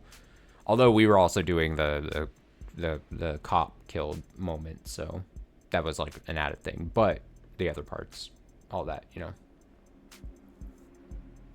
And yeah, I did mention there are 2 short stories of Raging Loop left. That is correct. That is correct. All right, I'm gonna head out then. Tomorrow, that's about 2 streams. I don't know. I do not know. It could be either. It could be 2 if I break them up into, I don't know. It could be 2 if I tack them on to other things. It just depends. It just depends. I don't know. It'll be 1 or 2 streams. I don't think it can't be less than 1 streams, because that's physically impossible. And it probably would not pass 2 streams, because I don't see myself not reading at least 1 in a sitting. But I guess it's possible if I like got, I don't know, if I died during stream or something, then I'd have to be resurrected, come back, and then I'd probably have to do it continue another day. If I died, and got resurrected, I would probably want to call it a stream. I probably would not be able to go on stream for the rest of the day if I was like, if I died and then resurrected. Does that make sense? I was just about to say, I mean, I don't know what jury duty is going to be like tomorrow. I'm just rambling. Jury duty, it could go all day, but it's not going to go into night. So assumingly, I should be able to make stream tomorrow. And it would just be a normal thing. There's a chance that it becomes like, no. Because here's the thing. I'll say this on stream. I'll say this dangerously. I have to do jury duty tomorrow. But I think technically, if it's like only goes like a couple hours or like half a day, I think work expects me to come back to work. But there's no way in hell if I'm out for half a day, I might as well have been in jury duty the whole day. You know what I mean? So I'm not going to do like a day stream or anything tomorrow, even if I get out early of jury duty. I'll commit to that. So if there's a stream, it'll be a normal Tuesday night type deal. And then we'll go from there. I'm thinking what tomorrow's stream is going to be, assuming I'm there. I think what we're going to do is read one of the Raging Loop stories, one of the two, and then check out something new that I briefly mentioned in days past. I think that's going to be the case. Because I don't think the short story at Raging Loop is going to take that long. And the other thing that I'm checking out, I say it's a short game, but it's probably going to be like 2 streams. So it would make sense to maybe tuck those back to back on like a Tuesday. Have a fun like Tuesday stream, you know? It's like you're taking inventory of all the things we're doing. No, technically we're still in Route B of Nier. So that still has, my guess, unsure guess would be I'm somewhere in between 50 to 60% of the way completely done with Nier. That would be my guess. Somewhere between 50 and 60%. But that is an uneducated, pretty hard to check on my part. How far along am I in Xenoblade? You could tell me that I am anywhere between 5% and 15% done with Xenoblade Chronicles. And I'll say 5% and 20% of Xenoblade Chronicles, and I would have to believe you if you said any number between that. Because I don't think it's anything less than 5%. But anything more than 20% seems crazy. I know I've put a very many hours into Xenoblade Chronicles, but much of that has just been non-story progression stuff. So I'm going to guess I am 11% through Xenoblade Chronicles is my guess. But I don't know.